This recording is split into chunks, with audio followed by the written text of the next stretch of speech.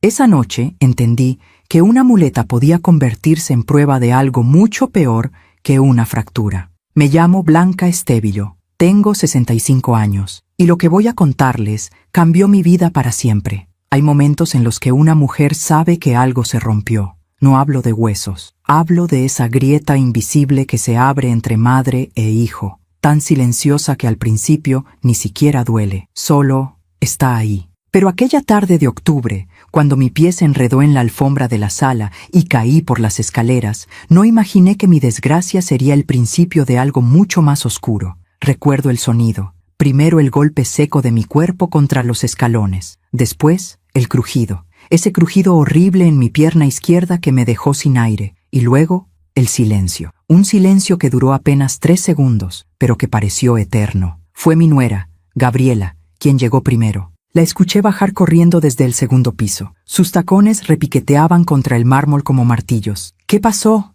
gritó desde arriba. No pude responder. El dolor era tan intenso que apenas podía respirar. Quedé tirada al pie de la escalera, con la pierna doblada en un ángulo que no era natural. Lágrimas calientes me quemaban las mejillas. Gabriela se detuvo frente a mí. No se agachó, no me tocó. Solo me miró desde arriba, con esos ojos oscuros que siempre me habían parecido fríos, pero que ahora parecían algo peor. Blanca, dijo con voz controlada, ¿estás bien? No puedo mover la pierna, susurré entre sollozos. Ella suspiró, un suspiro largo, cansado, como si mi dolor fuera un inconveniente. Alonso está en una junta importante. No podemos molestarlo ahora. Mi hijo, mi único hijo, Alonso, el hombre al que di todo. El niño al que desperté cada mañana con besos en la frente durante 20 años. El joven al que ayudé a pagar su universidad vendiendo las joyas de mi madre. El hombre que un día llegó a casa con Gabriela del brazo y me dijo, «Mamá, ella es mi futuro». Y yo sonreí. Porque una madre siempre sonríe cuando su hijo es feliz, aunque por dentro algo le diga que ese futuro viene con sombras. «Por favor, llama a una ambulancia», logré decir. Gabriela sacó su teléfono, pero no marcó ningún número. Solo me tomó una foto. Sí, una foto. Ahí tirada, retorcida de dolor, con el rostro empapado en lágrimas. «Necesito documentar esto», dijo con frialdad. «Por si acaso». «¿Por si acaso qué?». No entendí. No en ese momento. 3 horas después, Alonso finalmente llegó. Para entonces, yo había logrado arrastrarme hasta el sillón de la sala, usando mis brazos y mordiéndome los labios para no gritar. La pierna me colgaba inútil, hinchada, púrpura. Mi hijo entró a la casa con su traje gris impecable, su maletín de cuero bajo el brazo. Me miró desde la puerta. «¿Qué pasó, mamá?». «Me caí, creo que me rompí la pierna». Gabriela apareció detrás de él, como una sombra. Se cruzó de brazos. «Lleva 3 horas así. No quise llamar a la ambulancia hasta que llegaras». Alonso frunció el ceño. No hacia ella, hacia mí. «¿3 horas? Mamá, ¿por qué no te moviste?» «No puedo, hijo. Me duele mucho». Él dejó el maletín en el suelo y se acercó. Pero no con ternura, con impaciencia. «A ver, déjame ver». Tocó mi pierna y yo grité. Un grito agudo, involuntario, que me arrancó desde el alma. Alonso retiró la mano rápidamente. «Está exagerando», dijo Gabriela desde atrás. «Siempre exagera». «No estoy», intenté decir, pero el dolor no me dejaba terminar. Alonso me miró a los ojos, y por primera vez en mi vida no reconocí a mi hijo en esa mirada. «Mamá, ¿de verdad necesitas ir al hospital? Ya sabes que el seguro familiar está ajustado este mes». Me quedé muda. ¿Me estaba pidiendo que aguantara una fractura? ¿Por dinero? Gabriela se sentó en el brazo del sillón, junto a Alonso, y puso su mano sobre el hombro de él. Una postura de dueña, de reina en su territorio. «Blanca, todos sabemos que a veces te pones un poco dramática. Quizás solo necesitas descansar». Miré a mi hijo. Esperé que dijera algo, que me defendiera, que me cargara hasta el coche y me llevara al hospital como cualquier hijo haría por su madre. Pero Alonso solo suspiró. «Está bien, vamos al hospital, pero mañana temprano, ¿sí? Hoy ya es muy tarde y estoy cansado». Me dejaron ahí, esa noche, sola en el sillón, con la pierna rota, sin medicamento, sin una almohada siquiera. Escuché sus pasos subiendo la escalera, escuché su puerta cerrarse, escuché sus risas apagadas desde el segundo piso. Y en la oscuridad de esa sala, con el dolor recorriendo cada nervio de mi cuerpo, entendí algo terrible. Mi hijo ya no era mío, y ella había empezado a quitármelo mucho antes de esa caída. Pero lo que ninguno de los dos sabía era que esa casa, esa escalera, esos techos altos y elegantes, donde ahora dormían tranquilos, tenían ojos. Esa noche no dormí, no por el dolor, aunque era insoportable, sino porque mi mente viajó hacia atrás, buscando el momento exacto en que todo comenzó a cambiar. ¿Cuándo dejé de ser la madre que mi hijo abrazaba cada mañana para convertirme en esto? ¿En un estorbo? ¿En una exagerada? Cerré los ojos y me vi a mí misma 20 años atrás, en la cocina de nuestra antigua casa. Aquella casita modesta en la colonia Condesa, con sus paredes de azulejo blanco y su olor permanente a canela y café de olla. Alonso tenía 8 años. Llegaba corriendo de la escuela, tiraba la mochila en el sofá y gritaba: «¡Mamá, tengo hambre!». Yo dejaba lo que estuviera haciendo y le preparaba quesadillas con frijoles refritos. Nos sentábamos juntos en esa mesa de madera despintada que heredé de mi abuela. Él me contaba todo: sus amigos, sus maestros, sus sueños. «Mamá, cuando sea grande voy a ser arquitecto y te voy a construir una casa enorme con jardín y fuente». «¿Y yo voy a vivir ahí contigo?», le preguntaba yo, acariciándole el cabello. «Claro, tú siempre vas a vivir conmigo», me reía. Y le creía, porque los hijos siempre dicen la verdad cuando son niños. Es después, cuando crecen, cuando empiezan a olvidar las promesas que hicieron con el corazón limpio. Mi esposo, Ricardo, murió cuando Alonso tenía 12 años. Un infarto fulminante mientras manejaba de regreso del trabajo. Nunca llegó a casa. Esa noche, Alonso y yo nos abrazamos en el piso de la sala, llorando juntos hasta quedarnos sin voz. Y en medio de ese dolor, le hice una promesa: «No te preocupes, mi amor. Yo voy a cuidarte,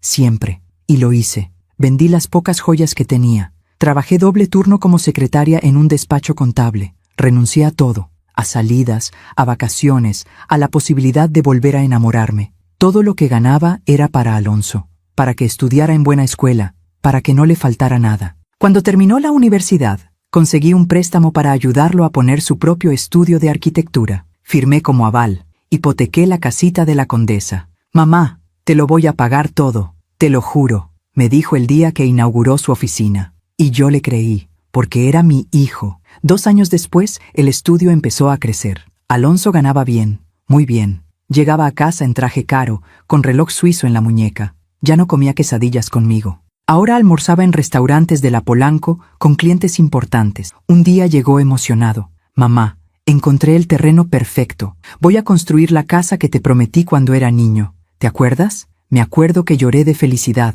Mi niño no había olvidado. La casa tardó 2 años en terminarse. Era hermosa: 3 pisos, jardín con fuente de cantera, ventanales enormes, cochera para 3 autos. Todo lo que Alonso había soñado. El día que nos mudamos, él me abrazó en la entrada. «Esta es tu casa, mamá. Aquí vas a vivir tranquila el resto de tu vida». Y yo me sentí bendecida. Pero hay algo que aprendí demasiado tarde. Las casas grandes se llenan rápido de cosas que no te pertenecen. Y a veces, esas cosas incluyen personas. Gabriela apareció 6 meses después de la mudanza. Alonso la conoció en una cena de negocio. Ella trabajaba en relaciones públicas para una empresa de desarrollo inmobiliario. Era bella, lo admito, alta, delgada, con ese tipo de elegancia fría que intimida. Siempre vestía de negro o blanco. Nunca sonreía demasiado. La primera vez que la trajo a casa, preparé mole poblano, mi especialidad, el platillo que a Alonso le encantaba desde niño. Gabriela apenas probó un bocado.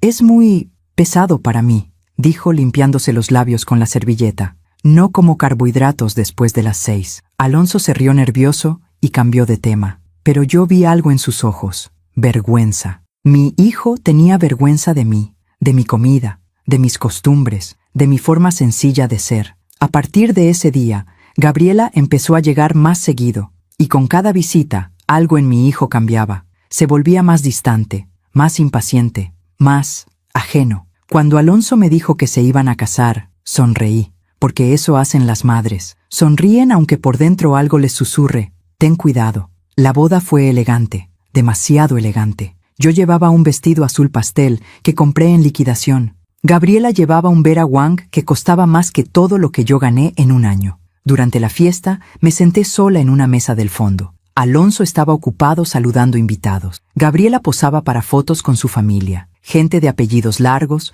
rostros serios, copas de champán siempre llenas. Nadie se acercó a hablar conmigo. En un momento, la madre de Gabriela pasó cerca y me miró de arriba abajo. No dijo nada, pero su mirada lo dijo todo. Tú no perteneces aquí. Y tal vez tenía razón. Después de la boda, Gabriela se mudó a la casa, nuestra casa, la que Alonso construyó para mí. Al principio, todo parecía normal, pero poco a poco, las cosas empezaron a cambiar. Gabriela redecoraba, tiraba mis cosas, mis fotografías familiares desaparecían de las paredes, mis macetas del jardín eran reemplazadas por diseños minimalistas. Un día, busqué el retrato de Ricardo, mi esposo, que siempre estuvo en la sala. ¿Dónde está la foto de mi papá?, le pregunté a Alonso. Gabriela pensó que hacía el espacio muy anticuado. Lo guardamos en el sótano. Guardamos, en el sótano, como basura. No dije nada, porque las madres aprenden a tragarse las palabras para no incomodar a sus hijos. Pero esa noche, bajé al sótano. Busqué entre cajas polvorientas hasta encontrar el retrato de Ricardo. Lo limpié con mi blusa y lo abracé. Perdóname, le susurré a la fotografía. Perdóname por no defender tu memoria. Y ahí, en ese sótano frío y oscuro, rodeada de las cosas que alguna vez formaron mi vida, sentí por primera vez lo que significa estar viva, pero invisible. Nadie me veía ya, ni siquiera mi propio hijo. Los meses siguientes fueron como caminar sobre vidrio roto. Cada paso que daba en mi propia casa parecía molestar a alguien. Gabriela tenía reglas, muchas reglas. No podía usar la cocina después de las 9 de la noche porque el ruido de los trastes la despertaba. No podía poner música en la sala porque interfería con su concentración. No podía regar las plantas del jardín en las mañanas porque el jardinero venía los martes, y eso era su trabajo, no el mío. Mi espacio se fue encogiendo. Primero dejé de usar la sala, después la cocina. Al final, pasaba la mayor parte del tiempo en mi habitación del tercer piso. Una habitación hermosa, eso sí, con balcón y vista al jardín. Pero una jaula de oro sigue siendo una jaula. Alonso trabajaba cada vez más. Salía antes de las 7 de la mañana y regresaba después de las 10 de la noche. Los fines de semana tenía comidas con clientes o viajes de trabajo. Cuando intentaba hablar con él, siempre estaba ocupado. Mamá, no ahora. Tengo una llamada importante. Mamá, estoy cansado. ¿Podemos hablar mañana? Mamá, Gabriela tiene razón. No puedes estar haciendo ruido a esas horas. Gabriela tiene razón. Esas 3 palabras se convirtieron en el estribillo de mi vida. Una tarde de abril, 6 meses después de la boda, bajé a la cocina. Tenía antojo de hacer café de olla, como el que preparaba en nuestra casita de la Condesa. Quería oler la canela, el piloncillo derritiéndose, esa dulzura que me recordaba tiempos mejores. Puse la olla al fuego,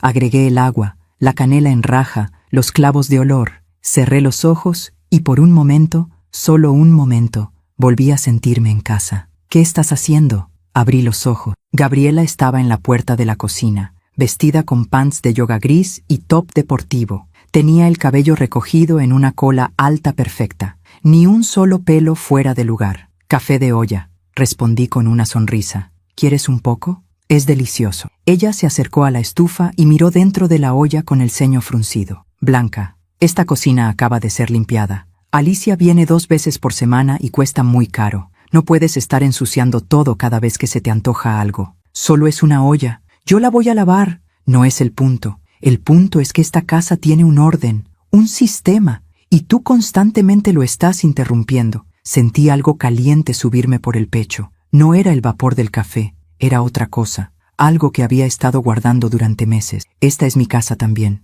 dije en voz baja. Gabriela ladeó la cabeza. Una sonrisa pequeña, fría, se dibujó en sus labios. ¿Tu casa? Blanca, seamos honestas. Esta casa la construyó Alonso con su dinero, con su esfuerzo. Tú vives aquí porque él es generoso, porque te quiere, pero eso no significa que puedas hacer lo que te dé la gana. Cada palabra era un alfiler, pequeño, afilado, preciso. Yo ayudé a Alonso. Yo vendí mis cosas para que él pudiera estudiar. Yo hipotequé mi casa para su negocio. Sí, ya lo sabemos. Ya nos contaste esa historia 1000 veces. Yo di todo por mi hijo. Yo sacrifiqué mi vida. Pero dime algo, Blanca. ¿Hasta cuándo vas a cobrarle a Alonso por haber sido su madre? ¿No es eso lo que las madres hacen? ¿Dar sin esperar nada a cambio? Me quedé sin palabras, sin aire. Gabriela apagó la estufa, tomó la olla con un trapo y la puso en el fregadero. Deja de hacer esto. Deja de vivir en el pasado. Deja de aferrarte a tu hijo como si fuera tu rehén emocional.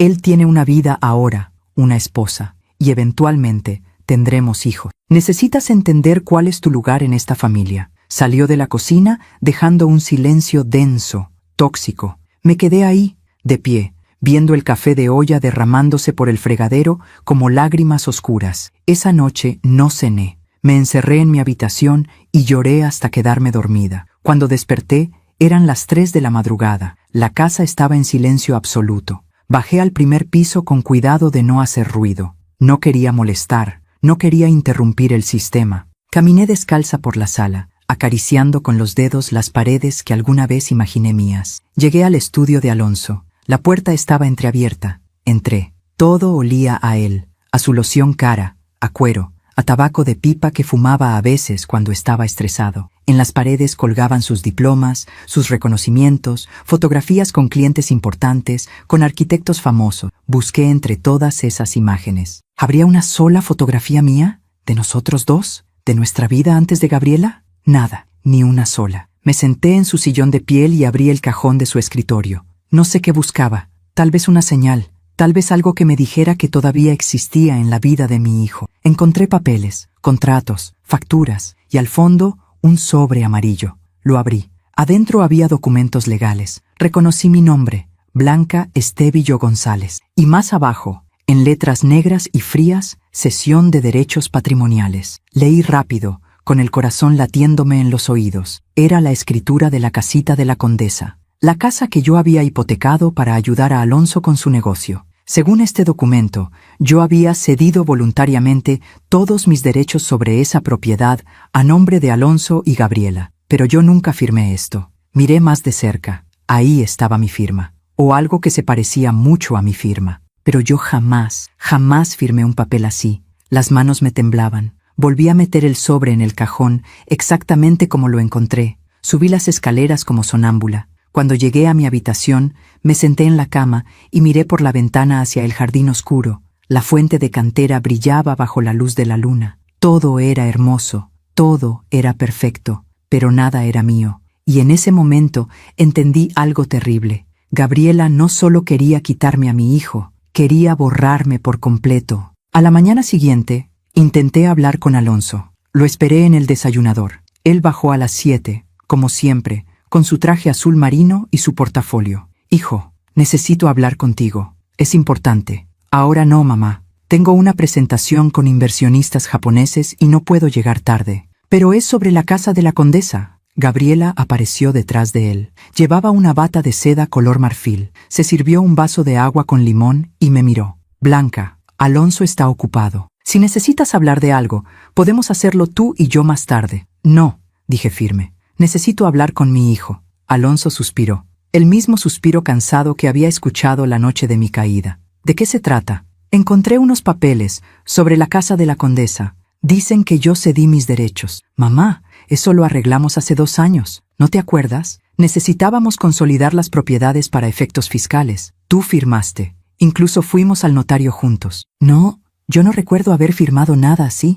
Gabriela puso su mano sobre el hombro de Alonso. Cariño, tu mamá está teniendo muchos olvidos últimamente. El otro día no recordaba dónde había dejado sus lentes. Ayer olvidó que ya había desayunado y volvió a bajar. Tal vez deberíamos llevarla con un médico. No estoy olvidando nada, dije con voz temblorosa. Yo sé lo que firmé y lo que no. Alonso me miró con algo nuevo en sus ojos, algo que nunca antes había visto dirigido hacia mí. Lástima. Mamá, tienes 65 años. Es normal que la memoria falle. No es nada de qué avergonzarse, pero necesitas aceptarlo. No estoy senil, Alonso. Sé perfectamente suficiente. Su voz retumbó en el desayunador. Estoy harto de esto, harto de tus dramas, harto de tus reclamos constantes. Gabriela tiene razón. Vives en el pasado, todo el tiempo recordándome lo que hiciste por mí, haciéndome sentir culpable por tener una vida propia. Yo nunca... Sí, mamá, siempre. Yo vendí mis joyas. Yo trabajé doble turno. Yo sacrifiqué todo. ¿Sabes qué?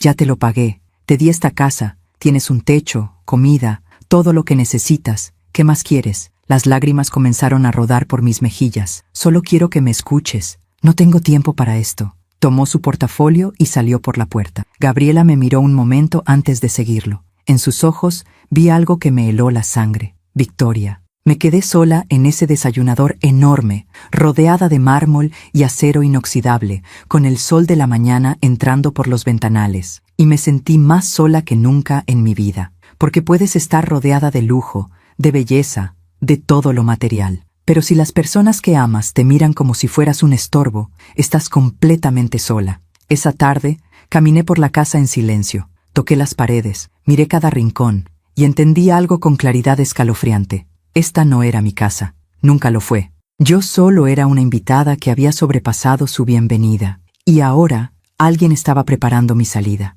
Después de aquella discusión en el desayunador, algo cambió en mí. O tal vez sería más honesto decir que algo se rompió. Decidí que la mejor manera de sobrevivir en esa casa era volverme invisible. Si mi presencia molestaba, entonces desaparecería. Me convertiría en un fantasma silencioso que no ensuciaba, no hacía ruido, no interrumpía el sistema. Comencé a despertar a las 5 de la mañana. Bajaba a la cocina antes que nadie, preparaba mi café en silencio, lo tomaba rápido y lavaba todo hasta que no quedaba ni una gota de agua en el fregadero. Subía a mi habitación antes de que Alonso o Gabriela despertaran. Para el desayuno ya no bajaba, guardaba galletas María y té en mi cuarto. Eso era suficiente. La comida la hacía a las 3 de la tarde, cuando Gabriela salía al gimnasio y Alonso estaba en la oficina. Calentaba algo rápido, comía de pie junto al refrigerador, lavaba el plato 3 veces para asegurarme de que no quedara rastro. Las cenas las evitaba completamente.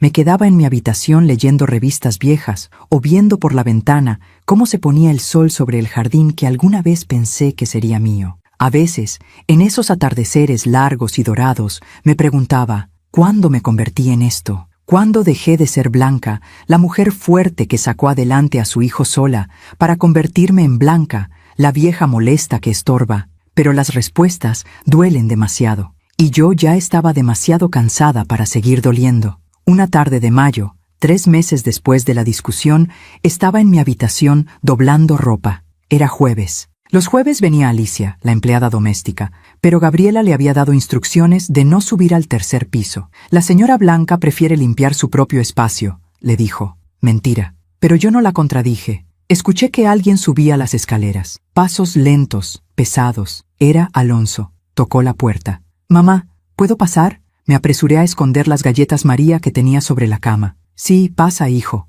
Entró con las manos en los bolsillos. Traía puesto un suéter color vino que yo le había regalado 2 navidades atrás. Verlo con esa prenda me dio una pequeña esperanza tonta. Tal vez todavía quedaba algo del Alonso que yo conocía. «¿Cómo estás?», preguntó, pero sin mirarme a los ojos. «Bien, hijo. ¿Tú?» «Cansado. Mucho trabajo». Se sentó en el borde de mi cama. Yo me senté en la silla del escritorio, manteniendo distancia. Había aprendido a no acercarme demasiado, a no asfixiar con mi presencia. «Mamá, necesito hablar contigo». Mi corazón se aceleró. Algo en su tono me decía que esto no iba a ser bueno. «Claro, dime». Gabriela y yo hemos estado pensando sobre el futuro, sobre nosotros. Asentí en silencio. Queremos tener hijos, pronto, y esta casa, aunque es grande, necesita ajustes. El 3er piso sería perfecto para un cuarto de juegos y una habitación para el bebé. Tiene buena luz, espacio amplio. Entendí a dónde iba esto antes de que terminara de hablar.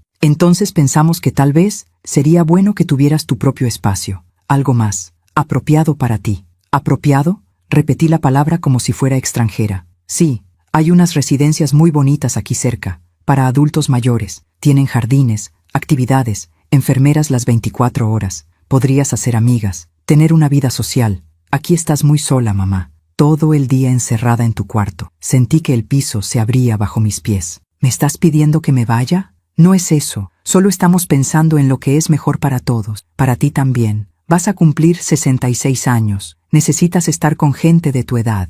Y nosotros necesitamos nuestro espacio como pareja, como futura familia. Alonso, esta casa la construiste tú para mí. Me dijiste que aquí iba a vivir el resto de mi vida. Y puedes visitarnos cuando quieras. No es como si te estuviéramos echando. Solo es una transición, algo natural. ¿Natural? La palabra salió como un grito ahogado. ¿Natural es que me saques de mi casa para darle mi cuarto a un bebé que ni siquiera existe todavía? Alonso se puso de pie. Ya no había suavidad en su rostro. ¿Ves, mamá? Por esto es difícil hablar contigo. Todo lo vuelves drama. Todo lo personalizas. Estamos tratando de planear nuestro futuro y tú solo piensas en ti misma. Yo solo pienso en mí misma. Me puse de pie también. Alonso, yo renuncié a todo por ti. A todo. ¿Y ahora me dices que soy egoísta por querer tener un lugar en la vida de mi único hijo? Ya basta. Basta de cobrarme cada cosa que hiciste. ¿Crees que yo no lo sé? ¿Crees que no cargo con esa culpa cada día de mi vida?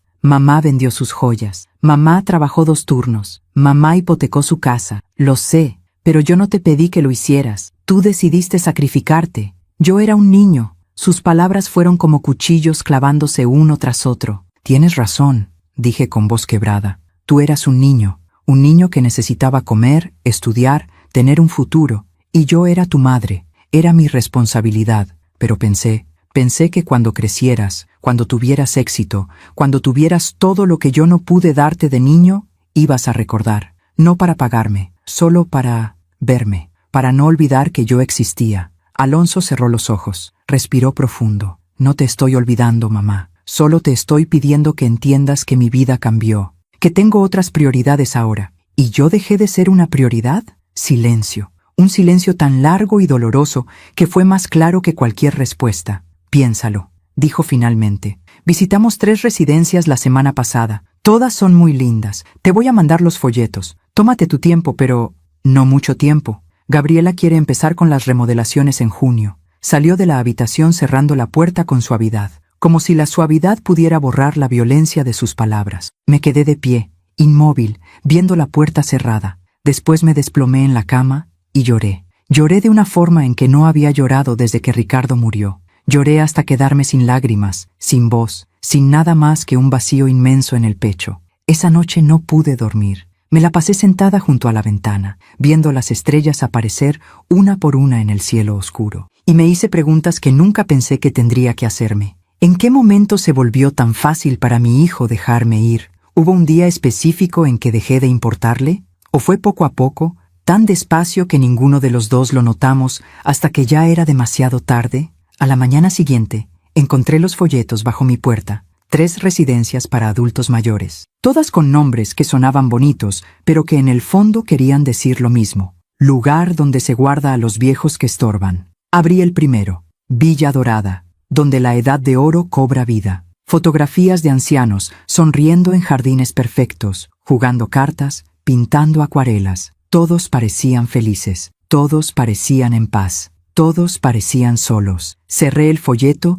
y lo puse sobre el escritorio junto a los otros 2. Durante los siguientes días no volví a hablar del tema con Alonso. Él tampoco lo mencionó, pero la tensión en la casa era palpable. Se respiraba en el aire como humedad antes de una tormenta. Gabriela, por su parte, comenzó a subir al 3er piso. Llegaba con su libreta de diseño, su cinta métrica, tomando medidas, haciendo anotaciones. No te preocupes, Blanca. Solo estoy viendo opciones, decía con esa sonrisa fría que nunca llegaba a sus ojos. Un día la encontré midiendo mi habitación mientras yo estaba adentro. ¿Qué haces? Ah, disculpa. Pensé que habías bajado. Solo verificaba que aquí cabe una cuna y un cambiador. Sí cabe perfecto. Incluso podemos poner un librero para los juguetes. Hablaba de mi habitación, mi espacio, como si yo ya no existiera, como si ya me hubiera ido. Gabriela, todavía vivo aquí. Por ahora. Respondió sin mirarme, escribiendo algo en su libreta. Esa noche bajé a cenar. No sé por qué.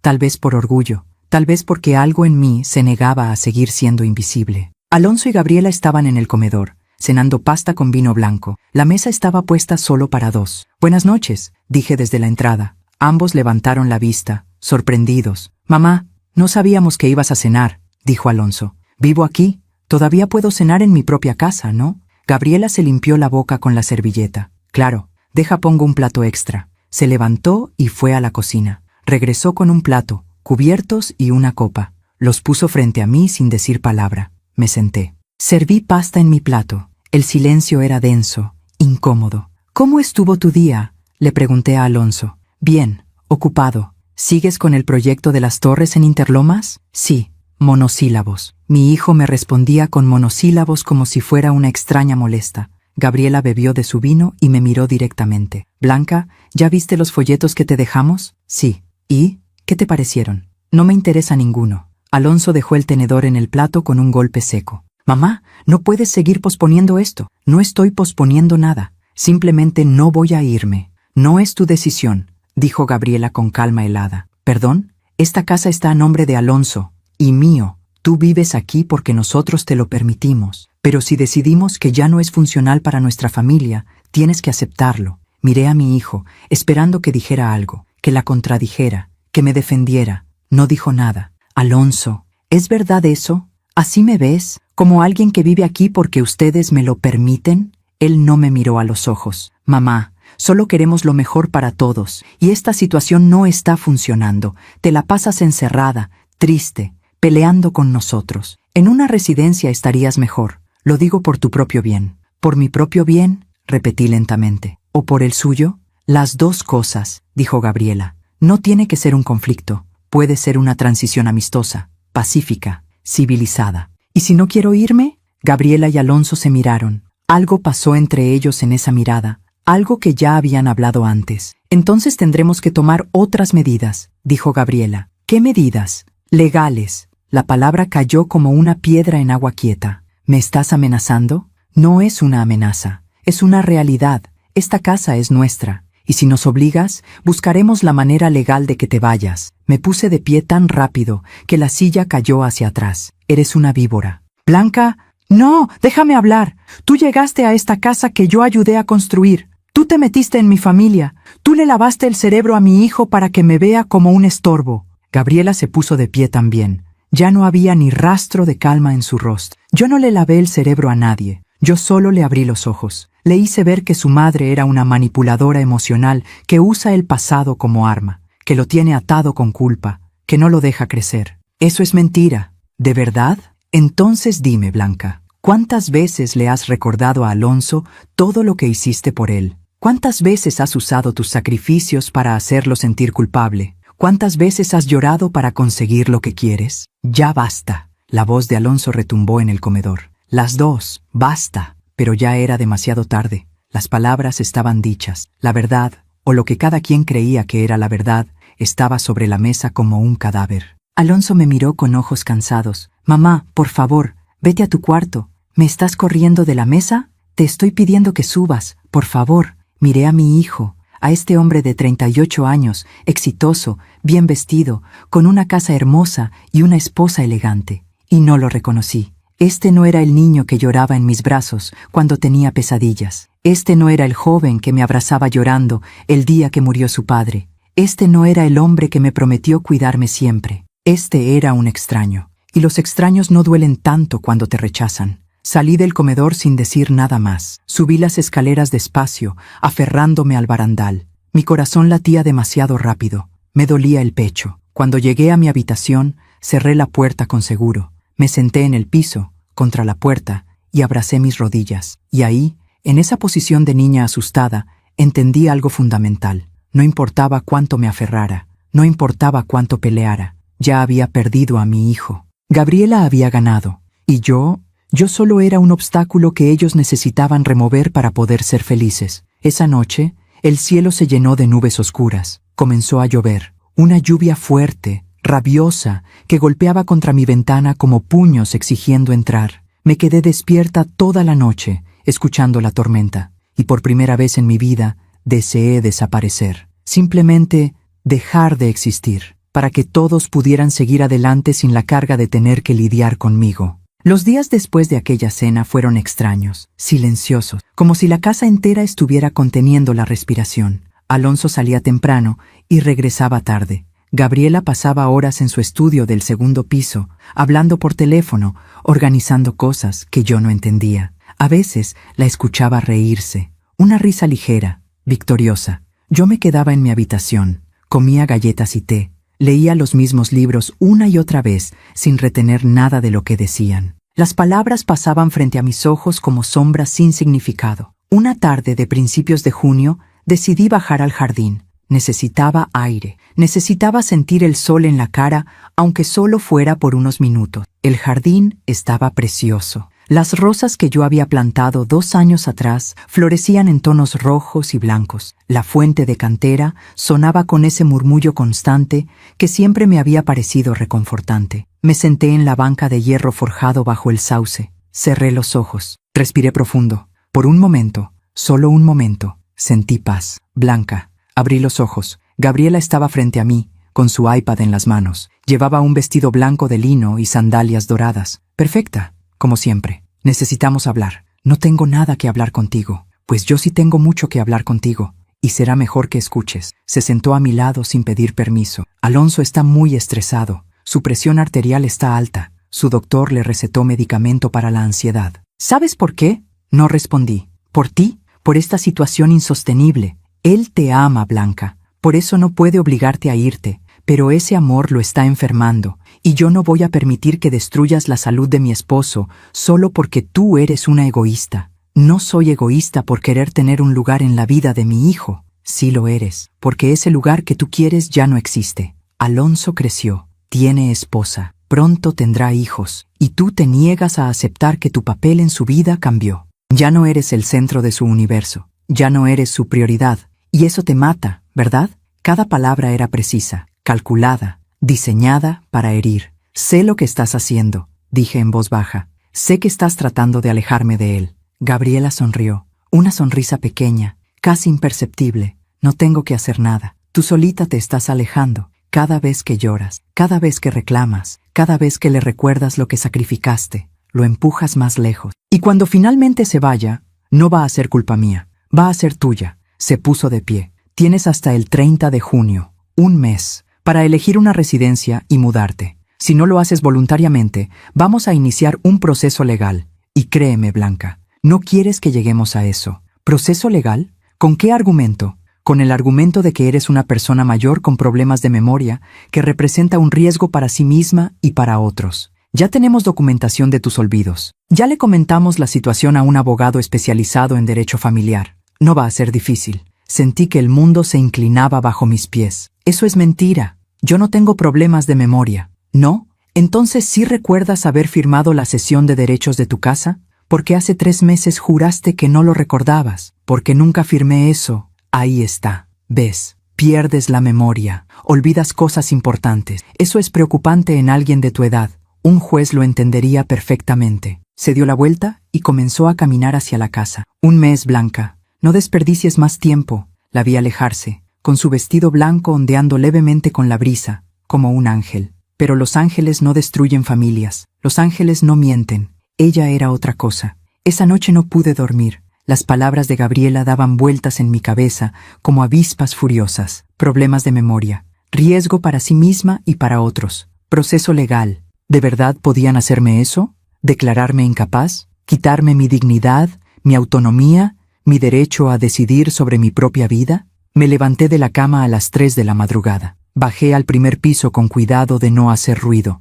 Necesitaba agua. Necesitaba pensar. Cuando pasé frente al estudio de Alonso, vi luz por debajo de la puerta. Estaba ahí, a esas horas. Me acerqué. Escuché voces. Alonso estaba hablando por teléfono. Sé que está mal escuchar conversaciones ajenas. Lo sé. Pero en ese momento, algo me dijo que necesitaba saber qué estaba pasando. Me quedé junto a la puerta, conteniendo la respiración. No, todavía no se ha ido. Sí, lo sé, lo sé. Ya le dijimos que tiene hasta fin de mes. No va a firmar voluntariamente, estoy seguro. Entonces tendremos que proceder con el plan B. Sí, con el certificado médico será suficiente. No me gusta, pero es la única forma. Ella no va a entender por las buenas. Mi corazón latía tan fuerte que pensé que iba a escucharlo. Gabriela ya habló con el doctor Fernández. Él está dispuesto a firmar el documento. No es ilegal si realmente tiene problemas cognitivos. Y bueno, a su edad, ¿quién va a dudar? Sí, exacto.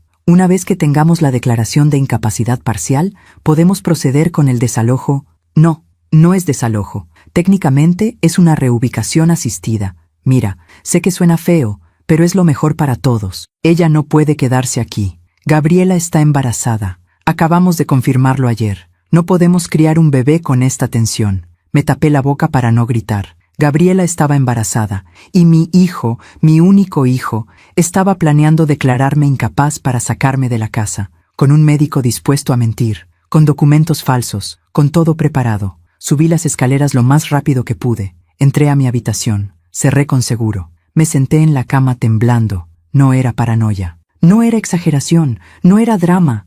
Era real, estaban conspirando contra mí. Y lo peor de todo, mi hijo lo sabía. Mi hijo lo estaba organizando. El hombre que crecí entre mis brazos, el hombre que prometió cuidarme siempre, el hombre que lloró en mi hombro el día que su padre murió. Ese hombre ahora estaba dispuesto a destruirme. Pasé el resto de la noche sin dormir, pensando, calculando, tratando de encontrar una salida. ¿A quién podía acudir? No tenía amigas cercanas. Había dedicado mi vida entera a mi hijo y había descuidado otras relaciones. Mi familia era escasa. Una prima lejana en Veracruz con quien hablaba una vez al año, si acaso. ¿Un abogado? ¿Con qué dinero? No tenía ingresos, no tenía ahorros. La pensión de Ricardo había terminado hacía años. Todo lo que tenía estaba en nombre de Alonso. Estaba atrapada, completamente atrapada. A la mañana siguiente, decidí hacer algo que nunca antes había hecho: revisar el correo de Alonso. Esperé a que se fuera a trabajar.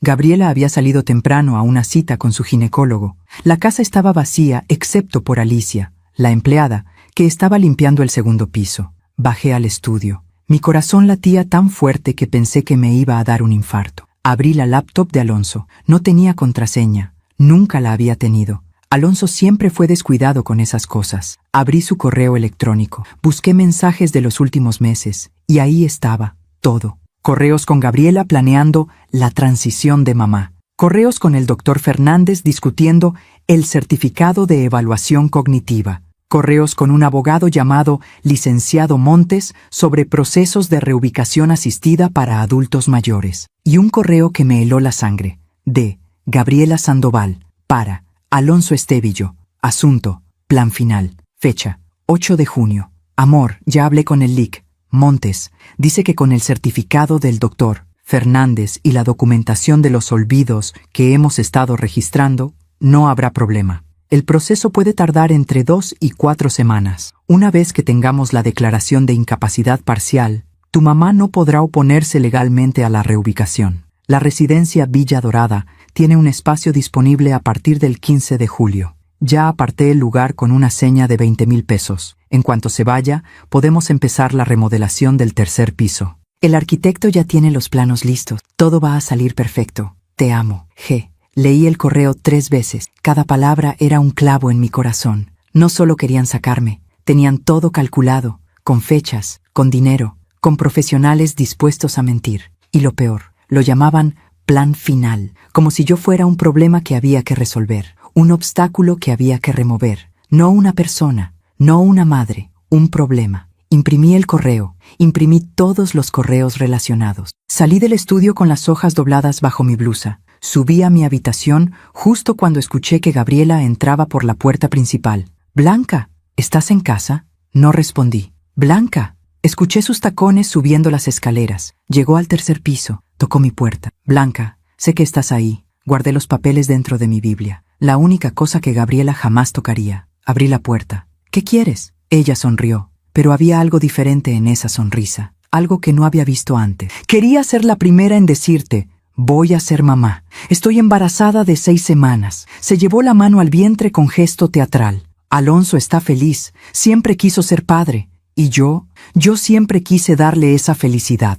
Así que imagínate, Blanca, pronto esta casa se va a llenar de risas de bebé, de juguetes, de vida nueva. ¿No es hermoso?» Me quedé callada. «Claro que para eso», continuó, «necesitamos espacio, paz, un ambiente tranquilo y positivo. No podemos tener tensiones, ¿me entiendes?» «Te entiendo perfectamente». «Bien, porque sé que en el fondo tú quieres lo mejor para Alonso, y lo mejor para él ahora es que tú te vayas. Así él podrá concentrarse en su nueva familia, en su hijo, en su futuro. ¿Y yo qué soy? ¿Su pasado?» Gabriela ladeó la cabeza pensativa. «No, Blanca, tú no eres su pasado, eres una deuda pagada. Él ya te dio todo lo que te debía, casa, comida, techo. Cumplió su parte. Ahora es tiempo de que tú cumplas la tuya, dejarlo ir». «Una deuda pagada», repetí lentamente. «Así es, y las deudas pagadas no se cobran 2 veces». Se dio la vuelta y comenzó a bajar las escaleras. Antes de desaparecer,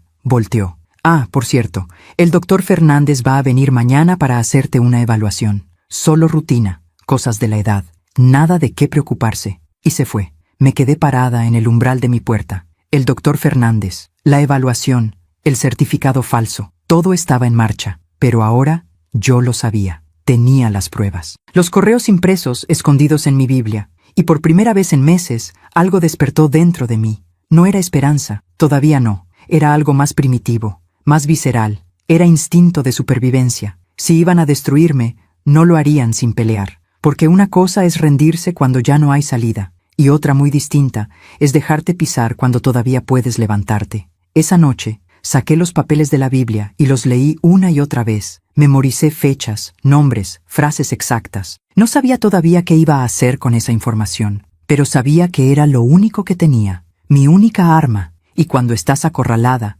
cuando te quitan todo, cuando te borran hasta de la vida del único ser que amaste sobre todas las cosas, incluso el más débil encuentra fuerzas para defenderse, aunque esa defensa duela, aunque esa defensa cueste todo, aunque esa defensa signifique aceptar que la guerra ya comenzó, y que esta vez no estaba dispuesta a perder en silencio. El doctor Fernández llegó a las 10 de la mañana del día siguiente. Era un hombre de unos 50 años, con lentes de armazón grueso y una sonrisa profesional que no llegaba a sus ojos. Gabriela lo recibió en la puerta como si fuera un invitado de honor. «Doctor, qué bueno que pudo venir. Le agradezco mucho que hiciera este espacio en su agenda». «No hay problema, señora Estevillo. Alonso es un viejo amigo. Cualquier cosa que necesite su familia, con gusto». Yo estaba sentada en la sala, esperando. Había decidido no resistirme, dejar que creyeran que no sabía nada, que siguiera siendo la viejita ingenua que podían manipular. «Blanca», dijo Gabriela con voz dulce, falsa, «mira quién vino.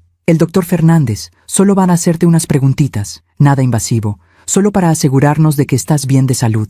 El doctor se sentó frente a mí. Sacó una carpeta de su maletín. «Señora Blanca, buenos días. ¿Cómo se encuentra?» «Bien, doctor. Me da gusto». «Bueno, vamos a hacer una evaluación cognitiva básica. Solo preguntas sencillas, ¿está bien?» Asentí. «¿Qué día es hoy?» «Jueves 10 de junio». «Perfecto. ¿En qué año estamos?» 2025. «Excelente. ¿Cómo se llama el presidente de México?» Respondí correctamente. Y a las siguientes 10 preguntas también. Nombres, fechas, operaciones matemáticas simples. Todo correcto. Vi cómo el doctor Fernández fruncía el ceño. Esto no estaba saliendo como él esperaba. Gabriela, de pie detrás del sillón, cruzó los brazos. Su rostro ya no mostraba esa dulzura fingida. «Doctor, pregúntele sobre cosas más específicas, sobre su memoria reciente». «Claro. Señora Blanca, ¿recuerda qué desayunó hoy?» «Té con galletas María, en mi habitación». «¿Y ayer?» «Lo mismo». ¿Recuerda alguna conversación importante que haya tenido en los últimos días?» Miré a Gabriela directamente a los ojos. «Sí, mi nuera me informó que está embarazada y que necesitan mi habitación para el bebé. Por eso quieren que me vaya a una residencia». El doctor Fernández se aclaró la garganta, incómodo. «Ya veo. ¿Y usted cómo se siente respecto a eso? ¿Quiere la verdad o lo que ellos esperan que diga?» Hubo un silencio tenso. «La verdad, por supuesto. Me siento traicionada, usada, desechada. Esta casa se construyó con mi dinero también. Yo hipotequé mi única propiedad para que mi hijo pudiera iniciar su negocio, y ahora me están echando porque estorbo». Gabriela intervino rápidamente. «Doctor, ¿ve lo que le digo? Tiene episodios de paranoia. Cree que la estamos echando cuando solo queremos su bienestar. Cree que le robamos su casa cuando ella voluntariamente cedió sus derechos hace años». «Yo nunca cedí nada voluntariamente», dije con voz firme. «¿Lo ve?», insistió Gabriela. «No recuerda haber firmado. No recuerda haber ido al notario. Esos son claros signos de deterioro cognitivo». El doctor Fernández escribió algo en su carpeta. Luego me miró con expresión seria. «Señora Blanca, ¿ha tenido problemas para recordar dónde deja las cosas? ¿Se ha perdido en lugares conocidos? ¿Olvida nombres de personas cercanas? No. ¿Ha tenido problemas para cocinar o realizar tareas cotidianas que antes hacía sin problema? No. De hecho, cocino perfectamente, pero no me dejan usar la cocina porque ensucio y interrumpo el sistema de la casa». «Blanca, eso no es cierto», dijo Gabriela con tono de cansancio teatral. «Nadie te prohíbe cocinar. Es solo que a veces olvidas apagar la estufa. Es peligroso». «Eso es mentira», respondí con calma. «Nunca he dejado la estufa encendida. Hace 2 meses sí lo hiciste. Tuve que subir a avisarte. Pudiste causar un incendio. Eso jamás pasó». «¿Lo ve, doctor? Ni siquiera recuerda incidentes recientes. Está claro que su memoria está fallando». Me quedé mirándola. Gabriela estaba mintiendo descaradamente frente a un médico, inventando incidentes que nunca ocurrieron. Y el doctor lo anotaba todo como si fuera verdad. Sentí la rabia subir por mi garganta como lava. Doctor Fernández, dije despacio, controlando mi voz. ¿Cuánto le están pagando por esto? Él levantó la vista, sorprendido. ¿Disculpe? Le pregunté cuánto le pagan por mentir en un certificado médico. Gabriela soltó una risa nerviosa. Blanca, por favor, nadie está mintiendo. El doctor solo está haciendo su trabajo. Su trabajo es diagnosticar enfermedades reales, no inventarlas. El doctor Fernández cerró su carpeta. Señora, entiendo que esto es difícil para usted.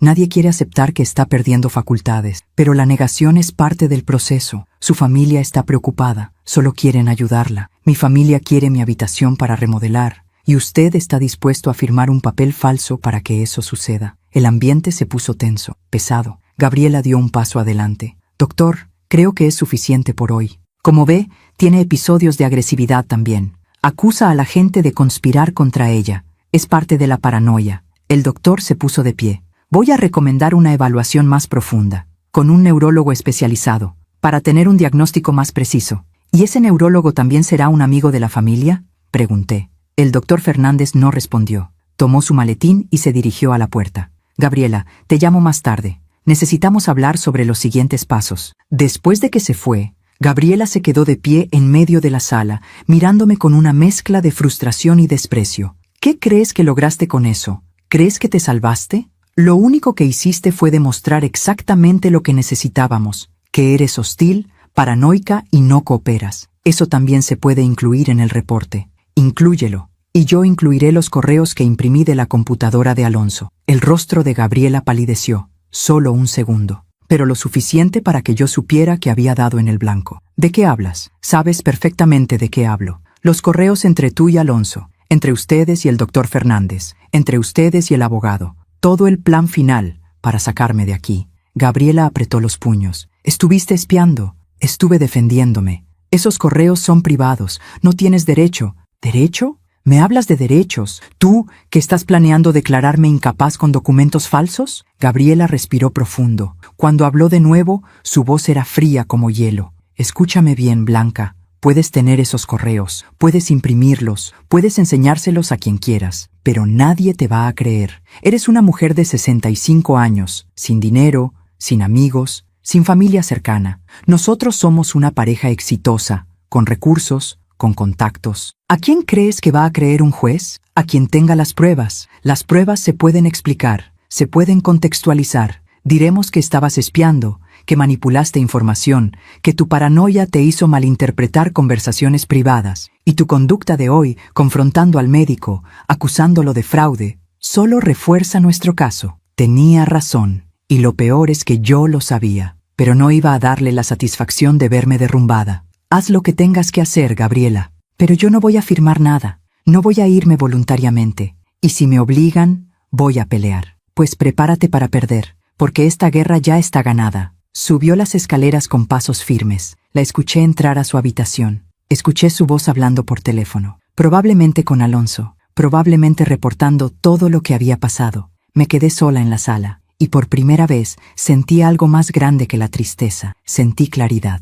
Había vivido todos esos meses pensando que si me hacía pequeña, invisible, sumisa, tal vez podrían amarme de nuevo. Tal vez podrían ver mi valor. Pero ahora entendía. No importaba lo pequeña que me hiciera. No importaba cuánto me humillara. Para ellos, yo ya no era una persona. Era un estorbo, un mueble viejo que había que sacar. Y contra eso, no había sumisión que valiera. Subí a mi habitación. Saqué los correos impresos de la Biblia. Los leí de nuevo. Gabriela tenía razón en algo. Legalmente, yo estaba en desventaja. No tenía dinero para un abogado. No tenía familia que me respaldara. No tenía forma de probar que me habían falsificado una firma en la cesión de derechos. Pero tenía algo que ellos no esperaban. Tenía dignidad. Y aunque me quitaran la casa, aunque me echaran a la calle, aunque me declararan incapaz, no iban a quitarme eso. Esa noche, Alonso llegó a casa cerca de las 11. Escuché su voz en el piso de abajo, hablando con Gabriela. Voces bajas, urgentes. Minutos después, tocó a mi puerta. «Mamá, abre. Necesitamos hablar». Abrí. Alonso entró. Se veía cansado. Ojeras profundas, corbata aflojada, cabello despeinado. ¿Por qué le dijiste esas cosas al doctor Fernández? ¿Cuáles cosas? ¿La verdad? Lo acusaste de fraude, mamá. ¿Tienes idea del problema que eso puede causar? ¿Problema para quién? ¿Para él, ¿Que estaba dispuesto a falsificar un diagnóstico? ¿O para ti, que lo contactaste para que lo hiciera? Alonso cerró los ojos. Mamá, nadie está falsificando nada. Estamos preocupados por ti. Realmente creemos que necesitas ayuda. Mentira. No es mentira. Sí lo es. Leí los correos, Alonso. Todos. El plan final, las fechas, la seña pagada en Villa Dorada, los planos de remodelación. Todo estaba planeado antes de que ese doctor pusiera un pie en esta casa. Alonso abrió los ojos. Me miró con algo que no pude descifrar. ¿Culpa? ¿Rabia? ¿Vergüenza? Revisaste mi computadora. Sí, eso es invasión de privacidad. Y planear declararme incapaz con documentos falsos es un delito. ¿Quieres que hablemos de legalidades, hijo? Se pasó las manos por el cabello. Mamá, esto no tenía que ser así. Si simplemente aceptaras ir a una residencia, nada de esto sería necesario. Pero te niegas, te aferras y nos obligas a tomar medidas. ¿Medidas? ¿Así le llamas? ¿Medidas? Sí, porque no hay otra forma de hacerte entender que aquí ya no puedes estar. ¿Por qué? Dime por qué con tanta urgencia necesitas que me vaya. Porque Gabriela está embarazada, porque vamos a ser padres, porque necesitamos nuestro espacio, porque esta casa es pequeña para 3 generaciones. Esta casa tiene 3 pisos, 11 habitaciones, 3 baños completos. No es pequeña, es enorme. Lo que es pequeño es tu corazón. El golpe verbal lo dejó sin palabras por un momento. ¿Cómo te atreves? ¿Cómo me atrevo? ¿Cómo te atreves tú, Alonso? Yo te di todo, todo lo que tuve. Vendí las joyas de mi madre, trabajé hasta enfermarme, hipotequé mi casa. ¿Y para qué? ¿Para que 30 años después me sacaras con mentiras y documentos falsos? Ya basta de recordarme lo que hiciste, ya basta de hacerme sentir culpable. Yo no pedí nacer, yo no pedí que te sacrificaras, tú lo decidiste. Y ahora quieres cobrármelo el resto de mi vida. Sus palabras me atravesaron como balas. Yo nunca te cobré nada, solo quería que me amaras, que me vieras, que no me olvidaras. No te olvidé, pero tampoco puedo vivir cargando con tu peso emocional. Tengo una esposa, voy a tener un hijo, necesito enfocarme en mi propia familia. Y tú tienes que aprender a vivir tu propia vida, sin mí, sin ti. Repetí lentamente, toda mi vida ha sido contigo, para ti. ¿Y ahora me pides que aprenda a vivir sin ti? Sí, una sola palabra, pero fue suficiente para romper algo que ya estaba agrietado desde hacía meses. Entonces ya no tengo nada que hacer aquí, dije con voz quebrada.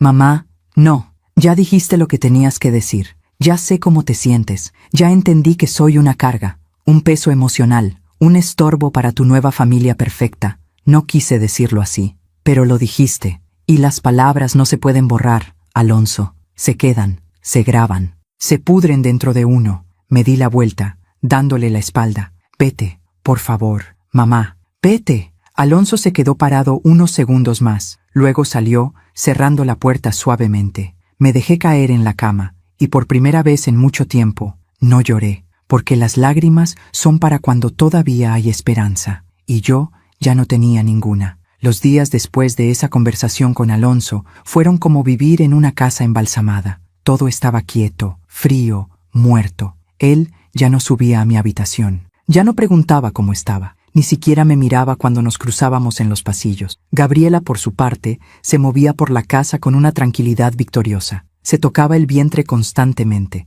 como recordándome que ella tenía algo que yo nunca podría darle a Alonso, un futuro. Yo pasaba las horas en mi habitación, mirando por la ventana. Había dejado de comer casi por completo, solo té y alguna galleta cuando el estómago me dolía demasiado. No era que quisiera dejarme morir, era que la comida ya no tenía sabor, nada lo tenía. El 15 de junio, una semana después de la visita del doctor Fernández, llegó una carta certificada. Alicia, la empleada, la subió a mi habitación con expresión preocupada. Señora Blanca, llegó esto para usted. Tomé el sobre. Era del bufete jurídico Montes Asociados. Lo abrí con manos temblorosas. Era una notificación legal. En lenguaje complicado y formal, me informaban que se había iniciado un proceso de evaluación de capacidad legal, a petición de mi hijo, Alonso Estevillo, quien alegaba preocupación por mi bienestar mental y físico. Se me citaba a una audiencia el 30 de junio. Se me recomendaba conseguir representación legal. Leí el documento 3 veces. Era real. Estaba pasando. Mi hijo me estaba demandando para declararme incapaz. Bajé las escaleras con el papel en la mano. Gabriela estaba en la sala, viendo algo en su iPad.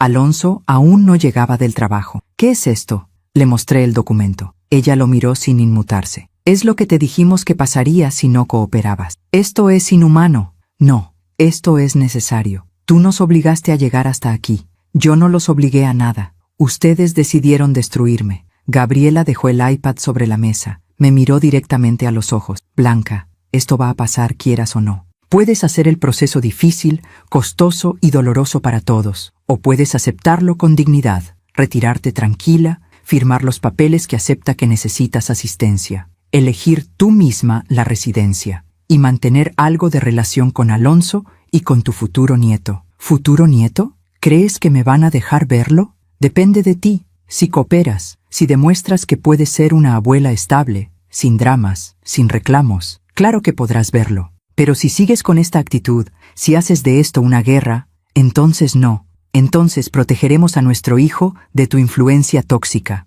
Influencia tóxica, repetí con amargura. Eso soy ahora, tóxica. Eres lo que elegiste ser, víctima, mártir, mujer sufrida. Pero eso ya no funciona en esta familia. Algo dentro de mí se rompió en ese momento, no con ruido, en silencio, como una rama seca que finalmente cede bajo demasiado peso. Está bien, dije. Gabriela levantó una ceja, sorprendida. ¿Está bien qué? Voy a firmar lo que sea necesario. Voy a irme. Por primera vez desde que la conocía, vi algo parecido a la satisfacción en su rostro. Es la decisión correcta, pero con una condición. La satisfacción se desvaneció. No estás en posición de poner condiciones. Quiero hablar con Alonso. Una última vez, a solas, sin ti, sin abogados, solo mi hijo y yo. Gabriela se quedó pensativa. Luego asintió. Está bien, pero será aquí, en la sala, y yo voy a estar en el segundo piso. Si escucho que lo estás presionando o manipulando, bajo inmediatamente. De acuerdo. Esa noche, cuando Alonso llegó, Gabriela le dijo que yo quería hablar con él. Lo vi dudar, vi el cansancio en sus ojos, pero finalmente aceptó. Se sentó en el sillón individual. Yo me senté en el sofá, manteniendo distancia, como dos extraños en una sala de espera. ¿Qué querías decirme?, preguntó con voz plana. Quería preguntarte algo, y necesito que me respondas con honestidad. ¿Puedes hacer eso? Él asintió. ¿En qué momento dejaste de quererme? Alonso cerró los ojos. Mamá, no, por favor, solo respóndeme. Necesito saberlo, porque yo todavía recuerdo al niño que me abrazaba cada noche antes de dormir, al joven que lloraba en mi hombro cuando su padre murió, al hombre que me prometió que siempre iba a cuidarme. ¿Qué pasó con ese Alonso? Creció. Crecer no significa olvidar de dónde vienes. No olvidé, pero tampoco puedo vivir en el pasado. Tú sí, tú vives anclada en lo que fue, en lo que diste, en lo que sacrificaste. Pero yo necesito vivir hacia adelante, y tú me amarras. ¿Te amarro? ¿Cómo? Con culpa, con expectativas, con necesidad. Cada vez que me ves, siento que me estás preguntando, ¿valió la pena todo lo que hice por ti? Y yo no sé qué responder, porque sí valió la pena, pero también fue tu decisión. Yo no te pedí que renunciaras a tu vida, tú lo elegiste. Lo elegí porque eras mi hijo, porque te amaba, y yo también te amo. Pero tu amor asfixia, mamá. Tu amor exige, tu amor cobra. No es un regalo, es una deuda. Cada palabra era como ácido sobre una herida abierta. Nunca quise que sintieras eso, pero es lo que siento. Y Gabriela me ayudó a verlo. Me ayudó a entender que no tengo que cargar con esa culpa, que tengo derecho a vivir mi propia vida sin pedirte permiso, sin justificarme, sin sentirme mal por ser feliz. ¿Y para ser feliz necesitabas sacarme de tu vida? Necesitaba espacio, límites, mi propia familia. Y sí, eso significa que tú ya no puedes ser mi prioridad. Lo siento si eso te duele, pero es la verdad. Me quedé en silencio, procesando, tratando de entender cómo el amor de una madre, el amor más puro que conocía, se había convertido en algo feo a los ojos de mi hijo. ¿Sabes qué es lo más triste?, dije finalmente. Que tienes razón. En parte, sí te amé con necesidad, porque después de que tu padre murió, tú eras lo único que me quedaba, mi único propósito, mi única razón para levantarme cada mañana. Y sí, te hice responsable de mi felicidad, y eso no estuvo bien. Alonso me miró, sorprendido de escucharme admitirlo. Pero hijo, tú también tienes tu parte de culpa en esto, porque me dejaste creer que siempre íbamos a estar juntos. Me hiciste promesas cuando eras niño, y yo, como tonta, las tomé como garantías. Me apoyé en ti cuando debía aprender a sostenerme sola. Y ahora me das cuenta de que construí mi vida entera sobre arena. Mamá, no he terminado. voy a firmar los papeles, voy a irme, voy a elegir una residencia y te voy a dejar en paz.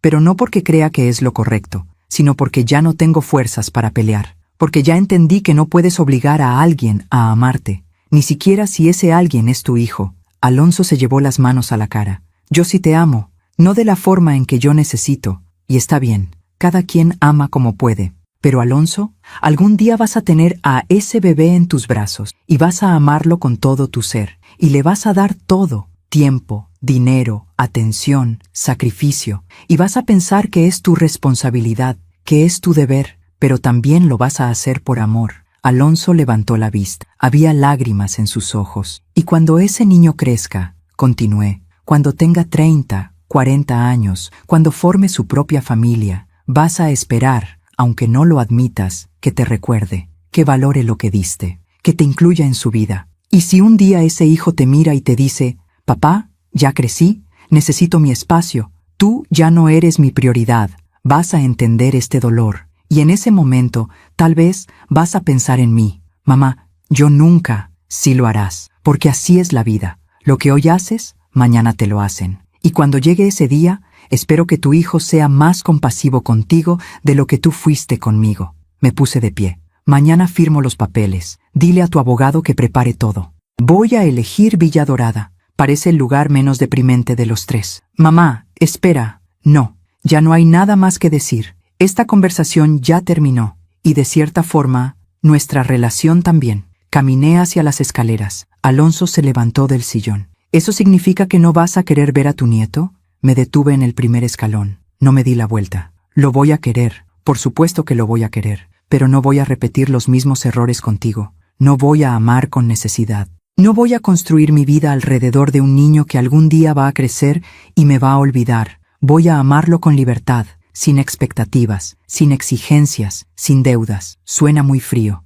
No, suena sabio. Es lo que debía hacer contigo desde el principio. Subí las escaleras despacio. Con cada paso sentía que dejaba atrás algo pesado, algo que cargué durante 38 años. Cuando llegué a mi habitación, cerré la puerta y me senté en la cama. No lloré, porque el llanto es para las pérdidas inesperadas. Y esto lo vi venir desde hace meses, solo que no quise aceptarlo hasta ahora. Al día siguiente llegó el licenciado Montes con los documentos. Los leí, todos, cada cláusula, cada letra pequeña. Firmé. Blanca Estevillo González acepta voluntariamente ingresar a la residencia asistida Villa Dorada. Blanca Estevillo González reconoce que necesita apoyo para actividades de la vida diaria. Blanca Estevillo González cede cualquier reclamo legal sobre la propiedad ubicada en... Firmé, y firmé, y firmé. Mi nombre sobre líneas punteadas, mi dignidad convertida en tinta azul. Cuando terminé, el licenciado guardó los papeles en su portafolio.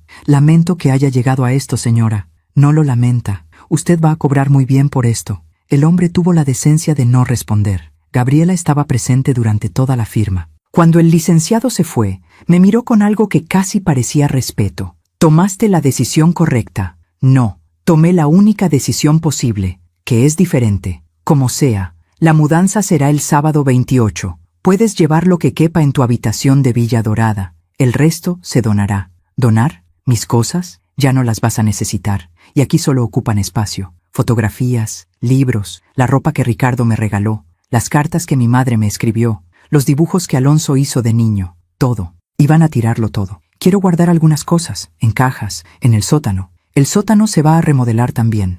Va a ser sala de juegos. Entonces en el garaje. Gabriela suspiró. 2 cajas. Solo 2. El resto se va. 2 cajas para contener 65 años de vida. De acuerdo. Pasé los siguientes días empacando, eligiendo qué recuerdos merecían sobrevivir. Las fotografías de Ricardo, las de Alonso de bebé, mi Biblia, algunos libros, la manta que tejió mi abuela, el rosario de mi madre. Todo lo demás quedó en bolsas negras de basura apiladas junto a la puerta de mi habitación. El sábado 28 de junio llegó más rápido de lo que esperaba. 2 hombres de una empresa de mudanzas subieron por mis cosas, una maleta, 2 cajas. Eso era todo lo que quedaba de mí. Bajé las escaleras por última vez. Alonso estaba en la puerta de su estudio. Me miró. Yo lo miré. No dijimos nada, porque ya no había palabras. Gabriela estaba en la cocina, tomando jugo verde. No se despidió. Salí por la puerta principal. la misma puerta por la que entré 2 años atrás,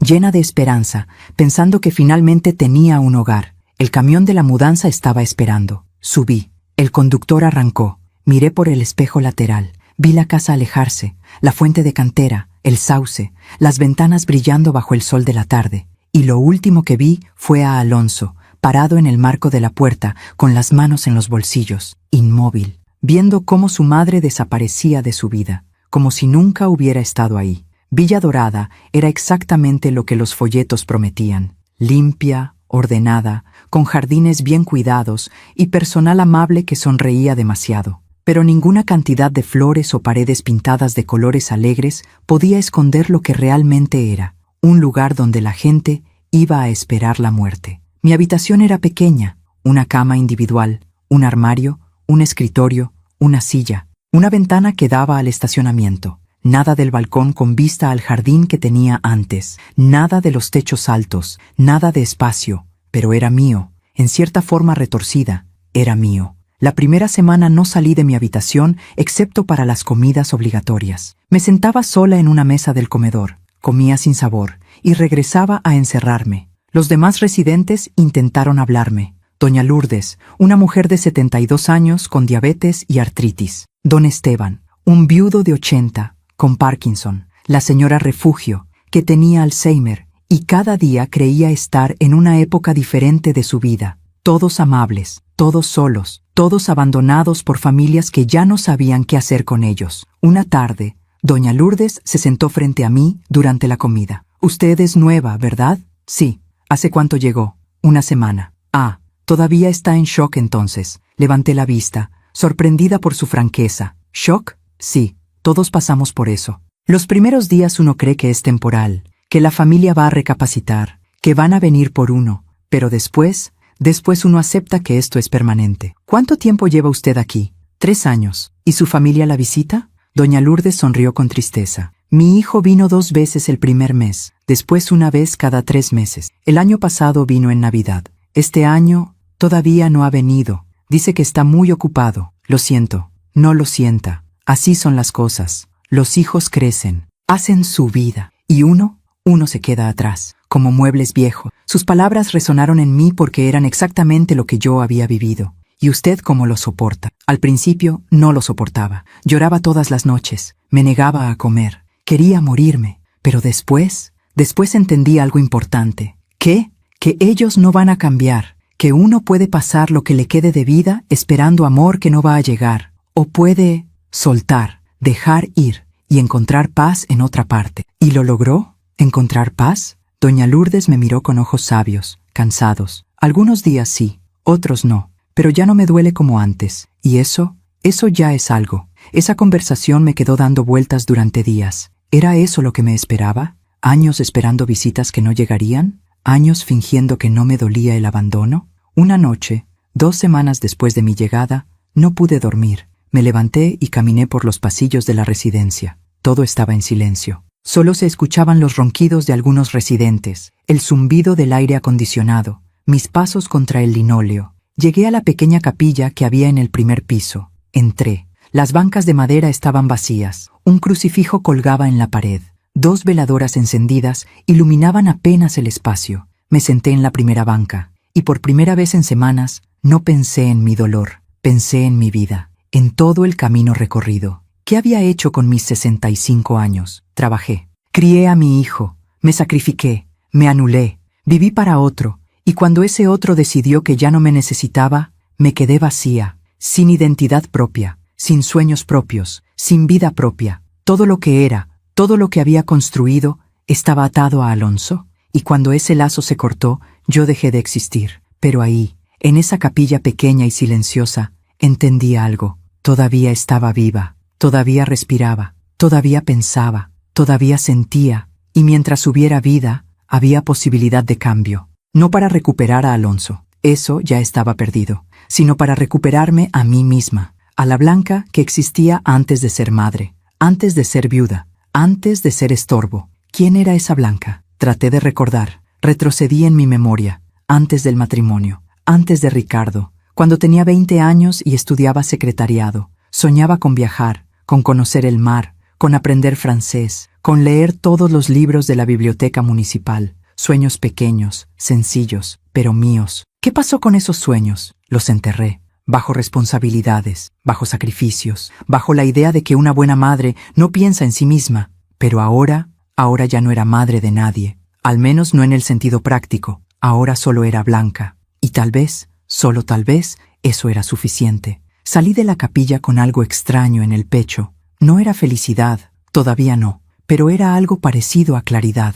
Al día siguiente, hice algo que no había hecho en años. Fui a la biblioteca de la residencia. Era pequeña, con libros donados y viejos, pero encontré una novela de Isabel Allende que nunca había leído. La tomé, me senté en un sillón junto a la ventana, y leí, página tras página, perdiéndome en una historia que no era la mía, en personajes que sufrían, amaban, perdían, se levantaban, y por primera vez en meses olvidé mi dolor. Los días comenzaron a tener forma, rutina, desayuno a las 8, lectura hasta las 11, comida a la 1, caminata por el jardín a las 4, cena a las 7. Más lectura antes de dormir. Doña Lourdes se convirtió en mi compañía frecuente. Hablábamos de libros, de recetas, de telenovelas, nunca de nuestras familias. Eso era territorio prohibido, tierra minada. Don Esteban me enseñó a jugar ajedrez. Yo era terrible, pero él era paciente. El ajedrez, me dijo una tarde, es como la vida. A veces pierdes piezas importantes, pero el juego no termina hasta que termina.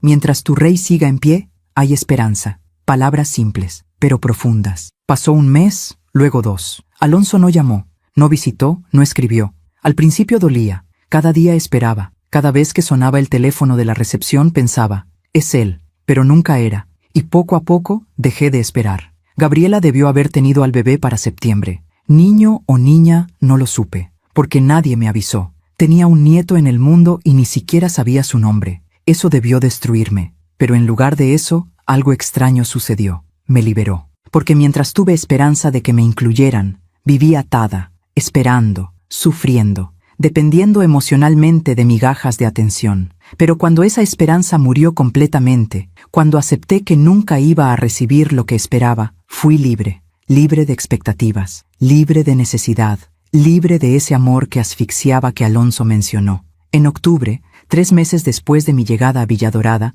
sucedió algo que cambiaría todo. Estaba en mi habitación, leyendo, cuando escuché voces alteradas en el pasillo. Necesito ver a mi madre, exijo verla. Reconocí esa voz inmediatamente. Alonso, me quedé paralizada. El libro cayó de mis manos. Señor, por favor cálmese. Voy a verificar si la señora Blanca quiere recibir visitas. Es mi madre. No necesita autorizar nada. Pasos apresurados. Tocaron a mi puerta. Era Rosa, una de las enfermeras. Señora Blanca, su hijo está aquí. Dice que necesita hablar con usted.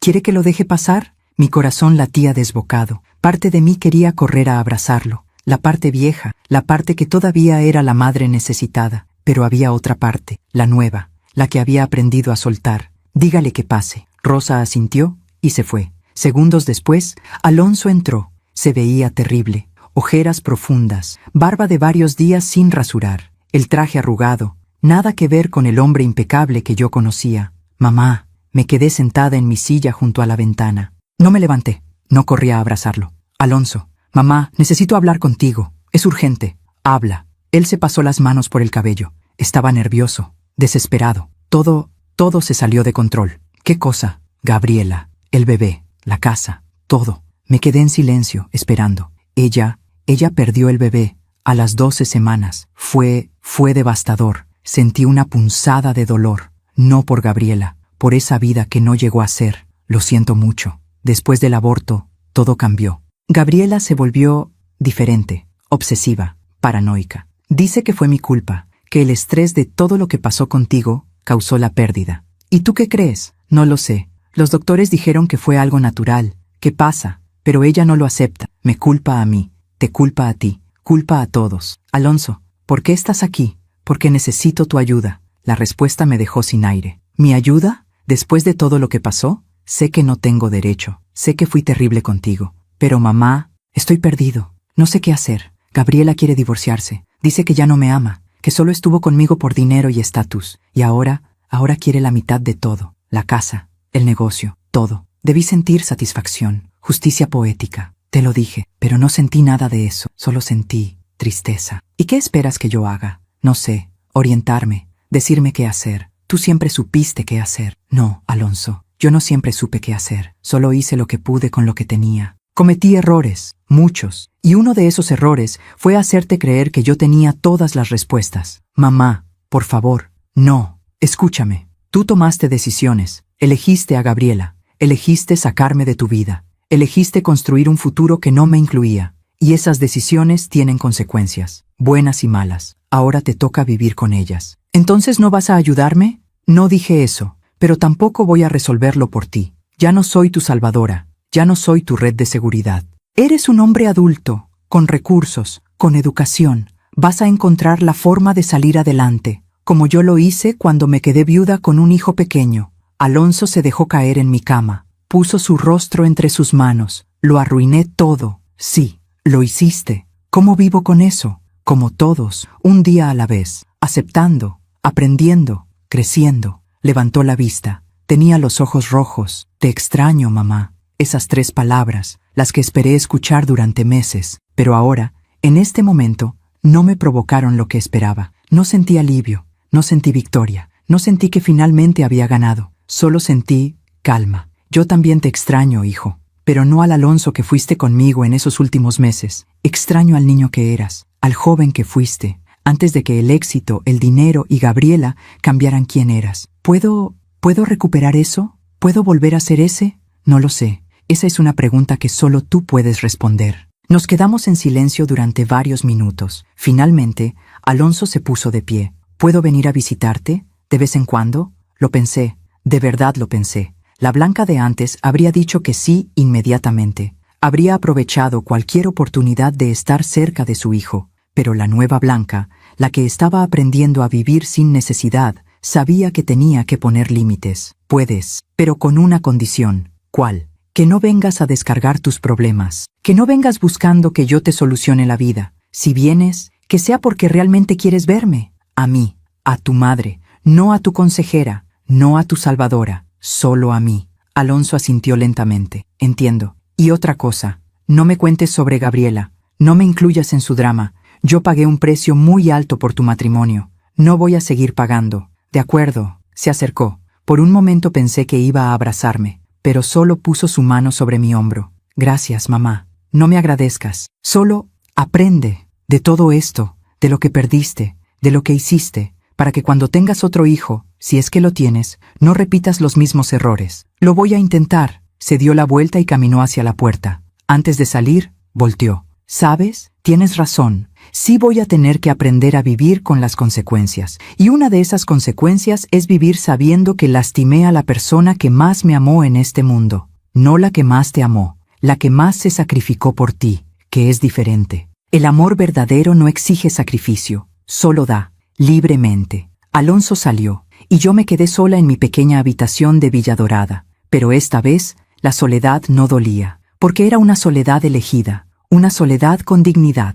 Esa noche, antes de dormir, saqué mi Biblia, la misma donde había escondido los correos impresos meses atrás. Los correos seguían ahí, la evidencia de la conspiración, las pruebas de cómo me habían manipulado. Los miré durante un rato largo, y luego, con calma, los rompí, uno por uno, en pedazos pequeños. ¿Por qué? Porque ya no los necesitaba. Porque guardar evidencia de traiciones pasadas solo te mantiene atada al dolor. Porque perdonar no es olvidar, es soltar el derecho a cobrarte. Y yo ya no quería cobrarme nada, quería vivir lo que me quedara de vida, en paz. Tiré los pedazos de papel en el bote de basura, y con ellos tiré también la rabia, el resentimiento, la necesidad de justicia. Lo que Alonso y Gabriela hicieron conmigo fue injusto, cruel, imperdonable según muchos, pero yo elegía perdonar de todas formas, no por ellos, por mí, porque cargar odio es como beber veneno esperando que el otro muera, y yo ya había pasado demasiado tiempo envenenándome. Era hora de sanar, y la sanación comenzaba con soltar, con entender que la justicia verdadera no siempre viene de cortes o abogados, viene de la vida misma, y la vida, tarde o temprano, siempre cobra sus deudas. Los meses siguieron su curso en Villa Dorada. Octubre se convirtió en noviembre, noviembre en diciembre. Alonso cumplió su palabra. Venía a visitarme cada 2 semanas. Al principio las conversaciones eran tensas, cuidadosas, como dos personas que caminan sobre hielo delgado, pero poco a poco algo comenzó a cambiar. Ya no hablábamos solo de él, hablábamos de libros que yo estaba leyendo, de las partidas de ajedrez que jugaba con don Esteban, de las clases de tejido que había empezado a tomar con doña Lourdes. Yo también estaba cambiando. Mi cabello, que siempre llevé recogido en un moño apretado, ahora lo dejaba suelto. Me había comprado lentes nuevos con mis ahorros de la pensión, lentes modernos, de armazón color vino. Una tarde de diciembre, Alonso llegó con una caja. Te traje algo. Era una bufanda, color mostaza, tejida a mano. La vi en un mercado artesanal y pensé en ti. No era gran cosa, pero era un regalo. El primero en años que me dabas sin que fuera Navidad o mi cumpleaños. Gracias, hijo. Nos sentamos en el pequeño jardín de la residencia. Hacía frío. Me puse la bufanda. Le quedaba perfecta. ¿Cómo van las cosas?, le pregunté. Complicadas. El divorcio está difícil. ¿Ella sigue pidiendo la mitad de todo? Sí. Su abogado es agresivo. Están alegando que ella contribuyó emocionalmente al éxito del negocio, que merece compensación. ¿Y es verdad? Alonso se quedó pensativo. No lo sé. Al principio de nuestro matrimonio, sí. Me apoyaba. Me daba ideas. Venía conmigo a cenas con clientes. Pero después todo se volvió sobre ella. Sus necesidades, sus caprichos, su imagen. ¿Cuándo cambió? Creo que cuando nos mudamos a la casa grande, cuando empezó a vivir ese estilo de vida que siempre quiso. Ya no era mi compañera, era la dueña de la mansión, la esposa del arquitecto exitoso. ¿Y tú le permitiste convertirse en eso? Alonso me miró sorprendido. ¿Qué quieres decir? Que en una relación, ambos tienen responsabilidad.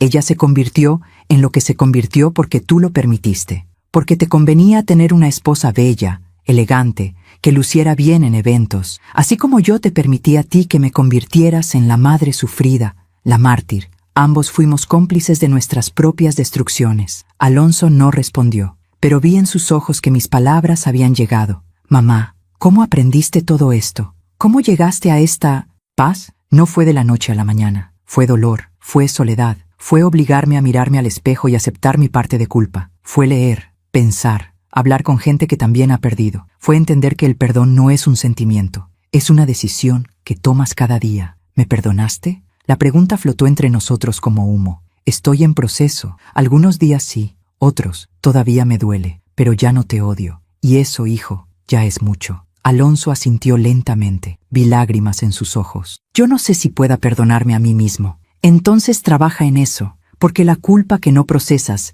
se convierte en resentimiento, contra ti mismo o contra otros. Y ya viste a dónde lleva el resentimiento. Nos quedamos en silencio, viendo cómo el sol de diciembre se ponía sobre los árboles del jardín. Mamá, hay algo que necesito decirte. Dime. Gabriela está en problemas. Algo en su tono me puso alerta. ¿Qué tipo de problemas? Financieros, legales. Resulta que durante nuestro matrimonio, ella sacó préstamos a mi nombre, falsificó mi firma, usó las propiedades como garantía sin que yo lo supiera. Me quedé helada. ¿Cuánto dinero? Más de 3 millones de pesos. Dios mío. ¿Y en qué lo gastó? Lujos, ropa, viajes, tratamientos estéticos. Tenía una adicción al gasto que yo no conocía. Escondía estados de cuenta. Abría tarjetas de crédito en mi nombre. Cuando su familia perdió dinero en inversiones malas, les prestaba de nuestra cuenta sin decirme. ¿Y cómo te enteraste? Su abogado, durante el proceso de divorcio, presentó documentación financiera. Y ahí salió todo. Cuentas que yo no autoricé.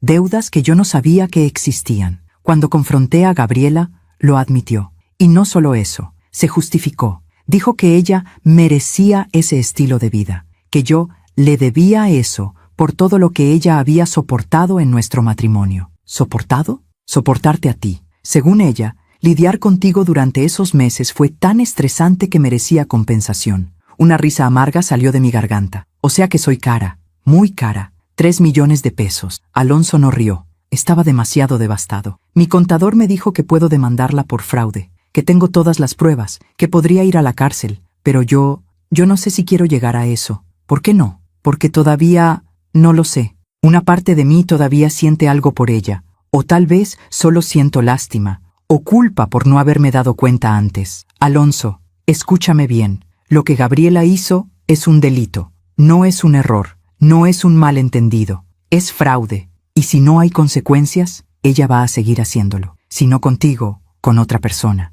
Lo sé, pero denunciarla significa que todo va a salir a la luz. Los medios, los clientes, mi reputación. Tu reputación ya está comprometida. La pregunta es, ¿prefieres perder dinero y dignidad callándote? ¿O prefieres hacer lo correcto aunque duela? Alonso se cubrió el rostro con las manos. No sé qué hacer. Entonces no hagas nada todavía. Piénsalo, consulta con tus abogados. Pero hijo, recuerda algo. Proteger a quien te lastimó no te hace noble, te hace cómplice. 2 semanas después, Alonso llegó con noticias. La demandé. Por fraude, falsificación de documentos, uso indebido de recursos. ¿Y cómo te sientes? Terrible. Pero también aliviado. Como si finalmente hubiera hecho algo correcto después de tanto tiempo haciendo todo mal. ¿Ella cómo reaccionó? Furiosa. Me llamó, me gritó, me dijo que yo era un monstruo, que cómo podía hacerle eso después de todo lo que habíamos vivido juntos. ¿Y qué le respondiste? Nada, colgué, porque me di cuenta de algo, mamá, de que Gabriela hace lo mismo que yo te hice a ti. ¿Qué cosa? Manipular con culpa, recordarme todo lo que dio en el matrimonio, hacerme sentir que le debo algo. Y durante años funcionó, pero ahora veo el patrón, y no voy a caer de nuevo. Me sentí orgullosa. Por primera vez en mucho tiempo, sentí orgullo de mi hijo. Bien hecho. Los meses siguientes fueron un torbellino legal. El caso de Gabriela avanzaba lentamente. Su familia contrató abogados caros. Alegaron que Alonso la estaba persiguiendo por despecho, que ella era la víctima. Pero las pruebas eran contundentes. Firmas falsificadas, retiros no autorizados, préstamos fraudulentos. En febrero, llegó la sentencia preliminar. Gabriela fue declarada culpable de fraude y falsificación. Enfrentaba 5 años de prisión, reducibles a 3 con buena conducta. Alonso vino a contarme ese mismo día. ¿Cómo te sientes?, le pregunté, confundido. Parte de mí siente que se hizo justicia. Otra parte se siente culpable, como si yo hubiera destruido su vida. Tú no destruiste su vida. Ella tomó decisiones, malas decisiones, y ahora enfrenta las consecuencias. Eso no es venganza, es justicia. Lo sé, pero duele de todas formas. Claro que duele, porque aunque alguien te haga daño, eso no significa que dejes de ser humano. El dolor es parte del proceso. Siéntelo, no lo evadas. En marzo llegaron más noticias. La casa que Alonso construyó para mí, la casa que me quitaron. Resultó que Gabriela la había hipotecado 3 veces, sin que Alonso lo supiera, usando documentos falsificados. Los bancos estaban demandando pago inmediato. Alonso no tenía esa cantidad de dinero líquido. Su negocio estaba bien, pero no tanto. La única opción era vender la casa. Cuando me lo contó, esperé sentir satisfacción. Justicia poética. La casa que me quitaron ahora se la están quitando a ellos. Pero no sentí eso. Sentí tristeza, porque esa casa representaba un sueño que se pudrió, que se contaminó, pero que alguna vez fue hermoso. Lo siento, hijo. Yo también. Esa casa la construí pensando que sería nuestro hogar para siempre, tuyo, mío, de mi familia, pero solo fue el escenario de nuestra destrucción. Las casas son solo paredes, el hogar se construye en el corazón. ¿Tú todavía sientes que tienes un hogar? Miré alrededor de mi pequeña habitación en Villa Dorada, las paredes desnudas, los muebles sencillos, la ventana que daba al estacionamiento. Sí, aquí, en esta habitación pequeña, porque aquí encontré paz. Y la paz, hijo, es el único hogar que realmente importa. La casa se vendió en abril, a un precio mucho menor del que valía, porque la venta era urgente. Alonso logró pagar las deudas. Quedó con algo de dinero, pero no mucho. Tuvo que mudarse a un departamento pequeño en una zona menos lujosa. Su negocio sobrevivió, pero tuvo que reducir personal, cerrar la oficina grande, trabajar desde casa. Un día me dijo, perdí todo, mamá, la casa, el dinero, la reputación. Los amigos que solo estaban por conveniencia. Todo, no todo. Todavía te tienes a ti, y me tienes a mí, si me quieres. Claro que te quiero. Entonces no perdiste todo. En mayo, mientras estábamos sentados en el jardín de la residencia, Alonso me contó algo más. Gabriela intentó suicidarse en la cárcel. Mi corazón se detuvo. ¿Qué? Tomó pastillas. La encontraron a tiempo. Está en el hospital psiquiátrico ahora. ¿Cómo estás tú con eso? No lo sé. Siento pena. Siento culpa. Siento todo y nada al mismo tiempo. ¿Fuiste a verla? Sí. No me reconoció, o fingió no reconocerme. Está muy mal, mamá. Muy perdida. Alonso, esto es importante. Nada de lo que Gabriela está viviendo es tu culpa. Ella tomó decisiones durante años. Decisiones de mentir, robar, manipular. Y cuando esas decisiones finalmente tuvieron consecuencias, su mente no pudo manejarlo. Pero eso no significa que tú causaste su colapso. Ella se destruyó a sí misma. Lo sé racionalmente. Pero emocionalmente, vas a cargar con esto por un tiempo. Y está bien, pero no dejes que esa culpa te paralice. Porque si algo he aprendido es esto: la vida te presenta las consecuencias de tus actos, no para castigarte, para enseñarte. Nos quedamos en silencio. Después de un rato, Alonso habló de nuevo. ¿Sabes qué es lo más irónico? Que todo esto podría haberse evitado si yo te hubiera escuchado desde el principio, si hubiera visto lo que Gabriela realmente era, si hubiera valorado lo que tenía antes de perderlo. Pero no lo hiciste, y no puedes vivir en el hubiera, solo puedes vivir en el ahora, y en el ahora tienes la oportunidad de ser mejor, de aprender, de no repetir errores. ¿Tú crees que alguna vez pueda tener una familia de nuevo? ¿Ser feliz? Sí, pero primero tienes que sanar, tienes que trabajar en ti mismo, en tus patrones, en tus heridas. No puedes construir algo sano sobre cimientos podridos. ¿Cómo hago eso? Terapia, tiempo, honestidad contigo mismo y perdón, hacia Gabriela, hacia mí, hacia ti mismo. Alonso me miró con ojos llenos de dolor. ¿Cómo perdonas a alguien que casi te destruye, entendiendo que esa persona también está destruida, que la gente lastimada lastima, que nadie es completamente malvado, solo profundamente roto? Y que el perdón no es decir, lo que hiciste está bien, es decir, lo que hiciste estuvo mal, pero yo ya no voy a cargar con el peso de odiarte. ¿Ya me perdonaste completamente? Pensé en su pregunta. Honestamente, casi. Algunos días sí, otros todavía duele, pero cada día me acerco más, y eso, hijo, es lo mejor que puedo darte. En junio, un año exacto después de que me mudara a Villa Dorada, Alonso llegó con algo bajo el brazo. Tengo algo para ti. Era un álbum de fotografías, pero no cualquier álbum. Era uno nuevo, con fotos que yo no había visto, fotos de Alonso de bebé que yo pensé que se habían perdido, fotos de Ricardo joven, fotos de nuestra casita en La Condesa. ¿De dónde sacaste esto? Del sótano de la casa. Antes de venderla, revisé cada caja. Encontré esto entre las cosas que Gabriela había tirado. Las rescaté, porque me di cuenta de que tirar el pasado no soluciona nada, solo te deja vacío. Abrí el álbum con manos temblorosas. Ahí estaba Ricardo, mi esposo, sonriendo en nuestra boda. Ahí estaba Alonso a los 3 años, cubierto de lodo después de jugar en el jardín. Ahí estaba yo, joven, con cabello negro y ojos brillantes. Lágrimas corrieron por mis mejillas. Gracias, hijo, gracias. No, gracias a ti, por no rendirte conmigo, por seguir amándome incluso cuando no lo merecía. Nos abrazamos, y en ese abrazo sentí algo que no había sentido en más de un año. Esperanza. No la esperanza tonta de que todo volvería a ser como antes, sino la esperanza real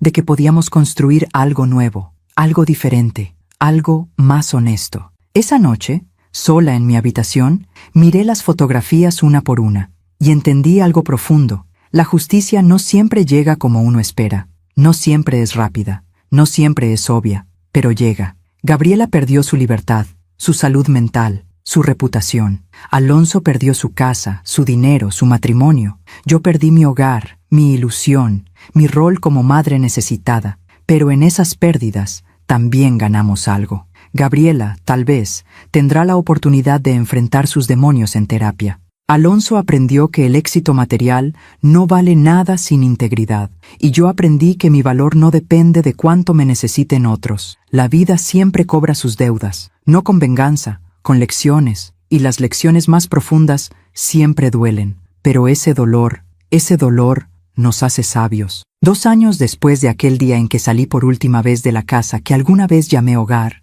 me encuentro sentada en el mismo jardín de Villa Dorada, bajo el mismo sauce que me ha visto llorar, sanar y renacer. Han pasado tantas cosas, tantos cambios, tantas lecciones. Doña Lourdes falleció hace 6 meses, en paz, con una sonrisa en el rostro. Su hijo nunca llegó, pero yo estuve con ella, le sostuve la mano, le dije que no estaba sola, y no lo estaba, porque familia no es solo sangre. Es también quien elige quedarse cuando ya no hay obligación. Don Esteban sigue aquí. Cada tarde jugamos ajedrez. Él gana siempre, pero yo estoy mejorando. Me enseñó que la paciencia, en el ajedrez como en la vida, es la diferencia entre sobrevivir y vencer. Alonso viene a visitarme cada semana ahora, los martes, sin falta. A veces trae café y pan dulce. Nos sentamos aquí, en este jardín, y hablamos. Ya no hablamos del pasado como herida. Hablamos del pasado como historia, como algo que nos formó pero que ya no nos define. Me cuenta de su negocio. Está creciendo de nuevo, despacio, pero firme. Aprendió a ser más selectivo con sus clientes, a no perseguir solo el dinero, a buscar proyectos que tengan alma. Hace 3 meses, me contó que está saliendo con alguien, una mujer llamada Patricia, maestra de primaria, divorciada, con 2 hijos, sencilla, de risa fácil. No es como Gabriela, me dijo. No le importa mi carro ni mi ropa, le importo yo. ¿Y tú qué sientes por ella? Paz. No fuegos artificiales, no drama, solo paz. Eso es amor maduro, hijo, el que permanece cuando la novedad se va. La semana pasada la conocí. Patricia vino con Alonso, trajo a sus hijos, un niño de 7 y una niña de 5. La niña se sentó en mis piernas y me mostró su muñeca. El niño me preguntó si sabía jugar damas chinas. Les dije que no, pero que me gustaría aprender. Patricia me miró con ojos amables. Alonso me contó todo lo que pasó. Quiero que sepa que lamento mucho cómo la trataron. Gracias, pero eso ya quedó atrás. Aún así, una madre nunca debería... Se le quebró la voz. Perdón,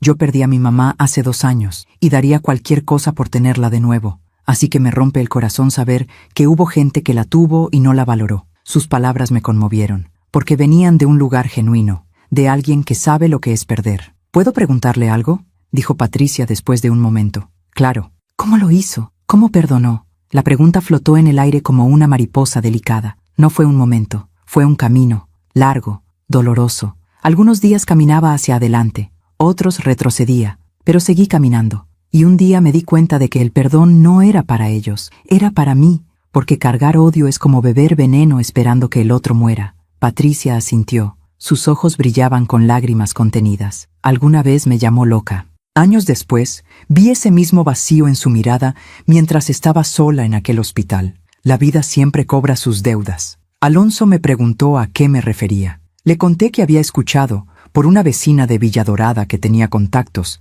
que Gabriela seguía internada en el hospital psiquiátrico, que su familia la había abandonado, que pasaba los días mirando por la ventana, perdida en sus propios pensamientos. No siento triunfo, le dije a Alonso, solo siento tristeza. Porque ella también era una persona rota, y nadie la ayudó a sanar a tiempo. ¿Crees que yo debería ir a verla?, preguntó Alonso. No lo sé, esa es tu decisión, pero si vas, que sea porque tú lo necesitas, no por culpa. Alonso no fue, y yo lo entendí, porque algunas heridas necesitan distancia para cerrar.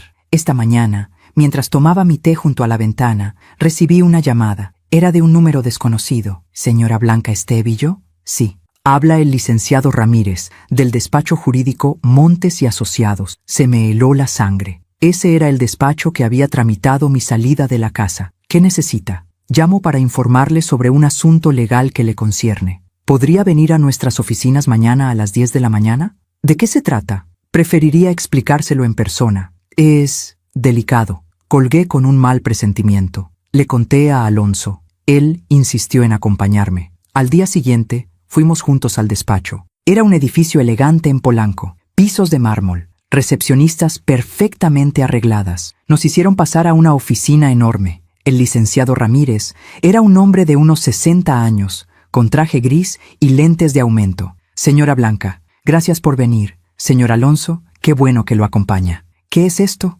preguntó Alonso con tono defensivo. Tranquilo, no es nada malo. De hecho, es algo inesperado. Abrió una carpeta sobre su escritorio. Hace 3 años, su suegra, la señora Mercedes Estevillo, hizo un testamento. En él dejaba una propiedad a nombre de usted, señora Blanca. Me quedé muda. Mercedes, la madre de Ricardo, mi suegra, había muerto hace 3 años. Nunca fuimos cercanas, pero tampoco enemigas. ¿Qué propiedad?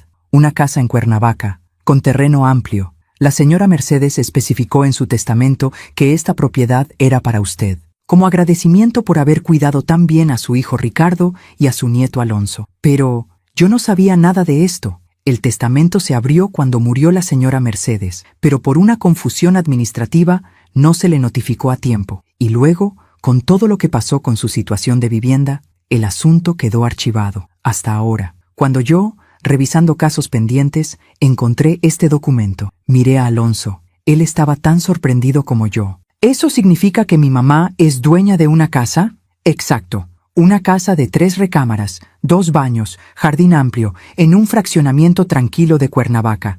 Está en buenas condiciones. Ha estado rentada estos años. Las rentas se han ido acumulando en una cuenta. Señora Blanca, además de la casa, tiene cerca de 400,000 pesos en rentas acumuladas. No podía respirar, no podía pensar. Una casa, dinero, libertad.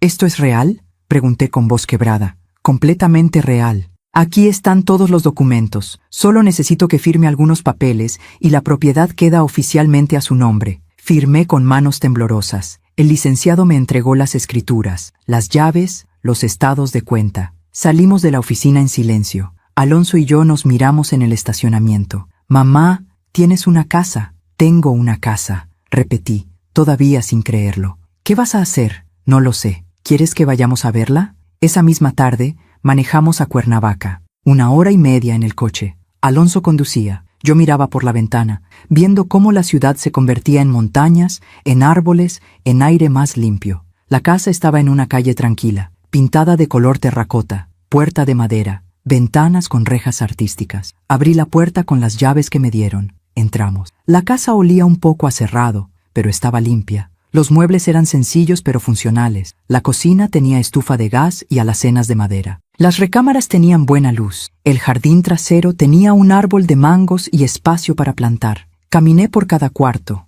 toqué las paredes, miré por las ventanas, y por primera vez en años sentí algo que había olvidado. Sentí que estaba en casa, no porque fuera lujosa, no porque fuera grande, sino porque era mía, completamente mía. Alonso me encontró en el jardín, sentada bajo el árbol de mangos. ¿Qué piensas?, preguntó. Pienso que tu abuela tenía buen corazón, y que tal vez todo lo que pasó tenía que pasar para que yo llegara aquí.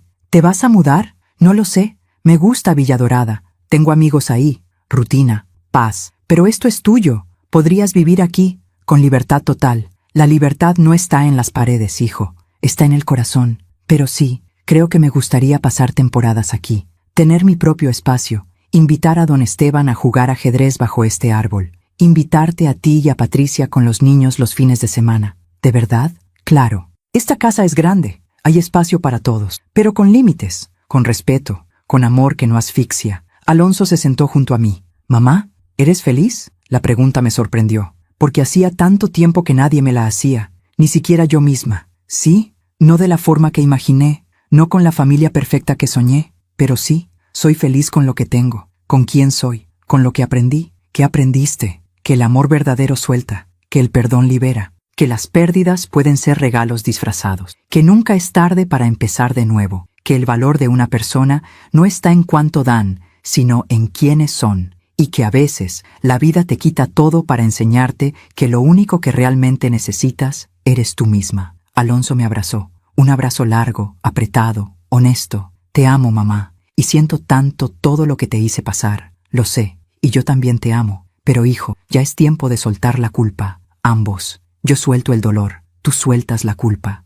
Y construimos algo nuevo, algo mejor. ¿Crees que podamos? Ya lo estamos haciendo. Nos quedamos ahí, bajo el árbol de mangos, hasta que el sol comenzó a ponerse. Y en ese momento, con el cielo pintado de naranjas y rosas, entendí algo que me tomó 67 años aprender. La felicidad no está en que te amen como tú quieres, está en amarte a ti misma lo suficiente para no necesitar validación externa. Está en soltar lo que te lastima, aunque duela. Está en perdonar, no porque el otro lo merezca, sino porque tú mereces paz. Está en entender que las personas hacen lo mejor que pueden con las herramientas que tienen. Y está en aceptar que la vida siempre encuentra la forma de equilibrar las cuentas, no con venganza, con justicia, con tiempo, con lecciones que duelen, pero que sanan. Han pasado 2 años desde esa tarde bajo el árbol de mangos. Ahora divido mi tiempo entre Villa Dorada y mi casa de Cuernavaca. En Villa Dorada tengo mi comunidad,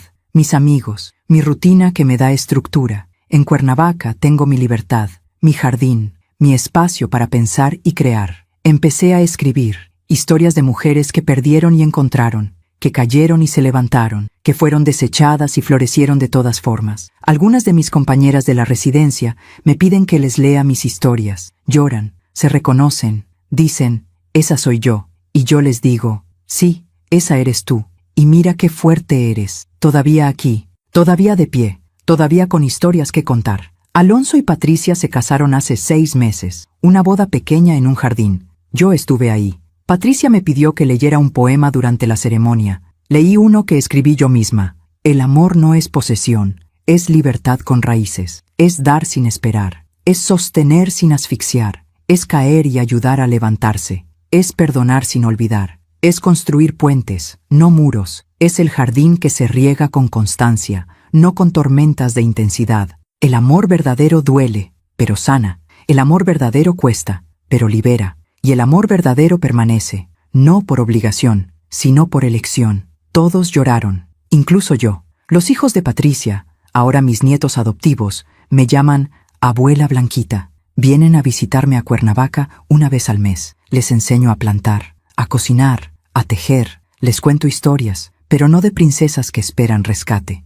Les cuento de reinas que se salvaron solas. El otro día, la pequeña Emma, de ahora 7 años, me preguntó: Abuela, ¿tú alguna vez estuviste muy triste? Sí, mi amor, muy triste. ¿Y cómo te pusiste feliz de nuevo? Aprendí que la felicidad no depende de otras personas, depende de mí, de mis decisiones, de mi paz interior. ¿Y cómo encuentras la paz interior? Perdonando, soltando, amándote a ti misma y entendiendo que todo lo que te pasa, lo bueno y lo malo, te está enseñando algo. Emma se quedó pensativa. Yo quiero ser como tú cuando sea grande. ¿Cómo soy yo? Fuerte, y que sonríe aunque a veces tiene ojos tristes. Su observación infantil me atravesó el corazón. Los ojos tristes no son malos, mi niña. Son ojos que han visto mucho, que han llorado mucho, pero que decidieron seguir mirando hacia adelante. Esos son los ojos más sabios. De Gabriela supe poco en estos años. Alonso me contó que finalmente salió del hospital psiquiátrico,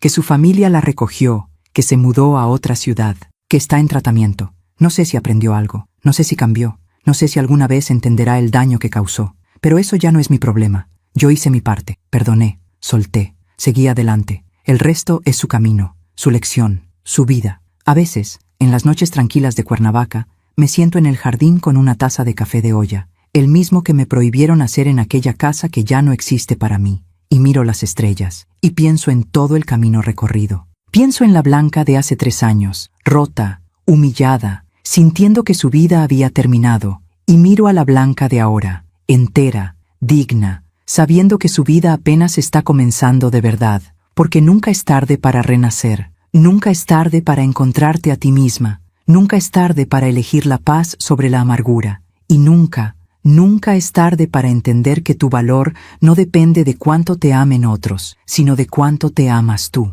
Si mi historia ayuda a una sola mujer a abrir los ojos, habrá valido la pena. Si una sola persona que está siendo desechada, olvidada, maltratada por su propia familia, lee esto y entiende que no está sola, que hay salida, que hay vida después del rechazo, entonces todo lo que viví, todo lo que sufrí, todo lo que perdí, habrá tenido sentido, porque el dolor que no se transforma en sabiduría es dolor desperdiciado. Y yo decidí no desperdiciar ni una lágrima. Cada una de ellas regó el jardín donde ahora florezco. Me llamo Blanca Estevillo. Tengo 67 años. Y esta es mi historia. Una historia de pérdida, de traición, de dolor, pero también de renacimiento, de perdón, de fuerza silenciosa. Una historia que, espero, te ayude a entender algo fundamental. Que cuando la vida te quite todo, cuando creas que ya no queda nada, cuando el mundo entero te dé la espalda, todavía te tienes a ti.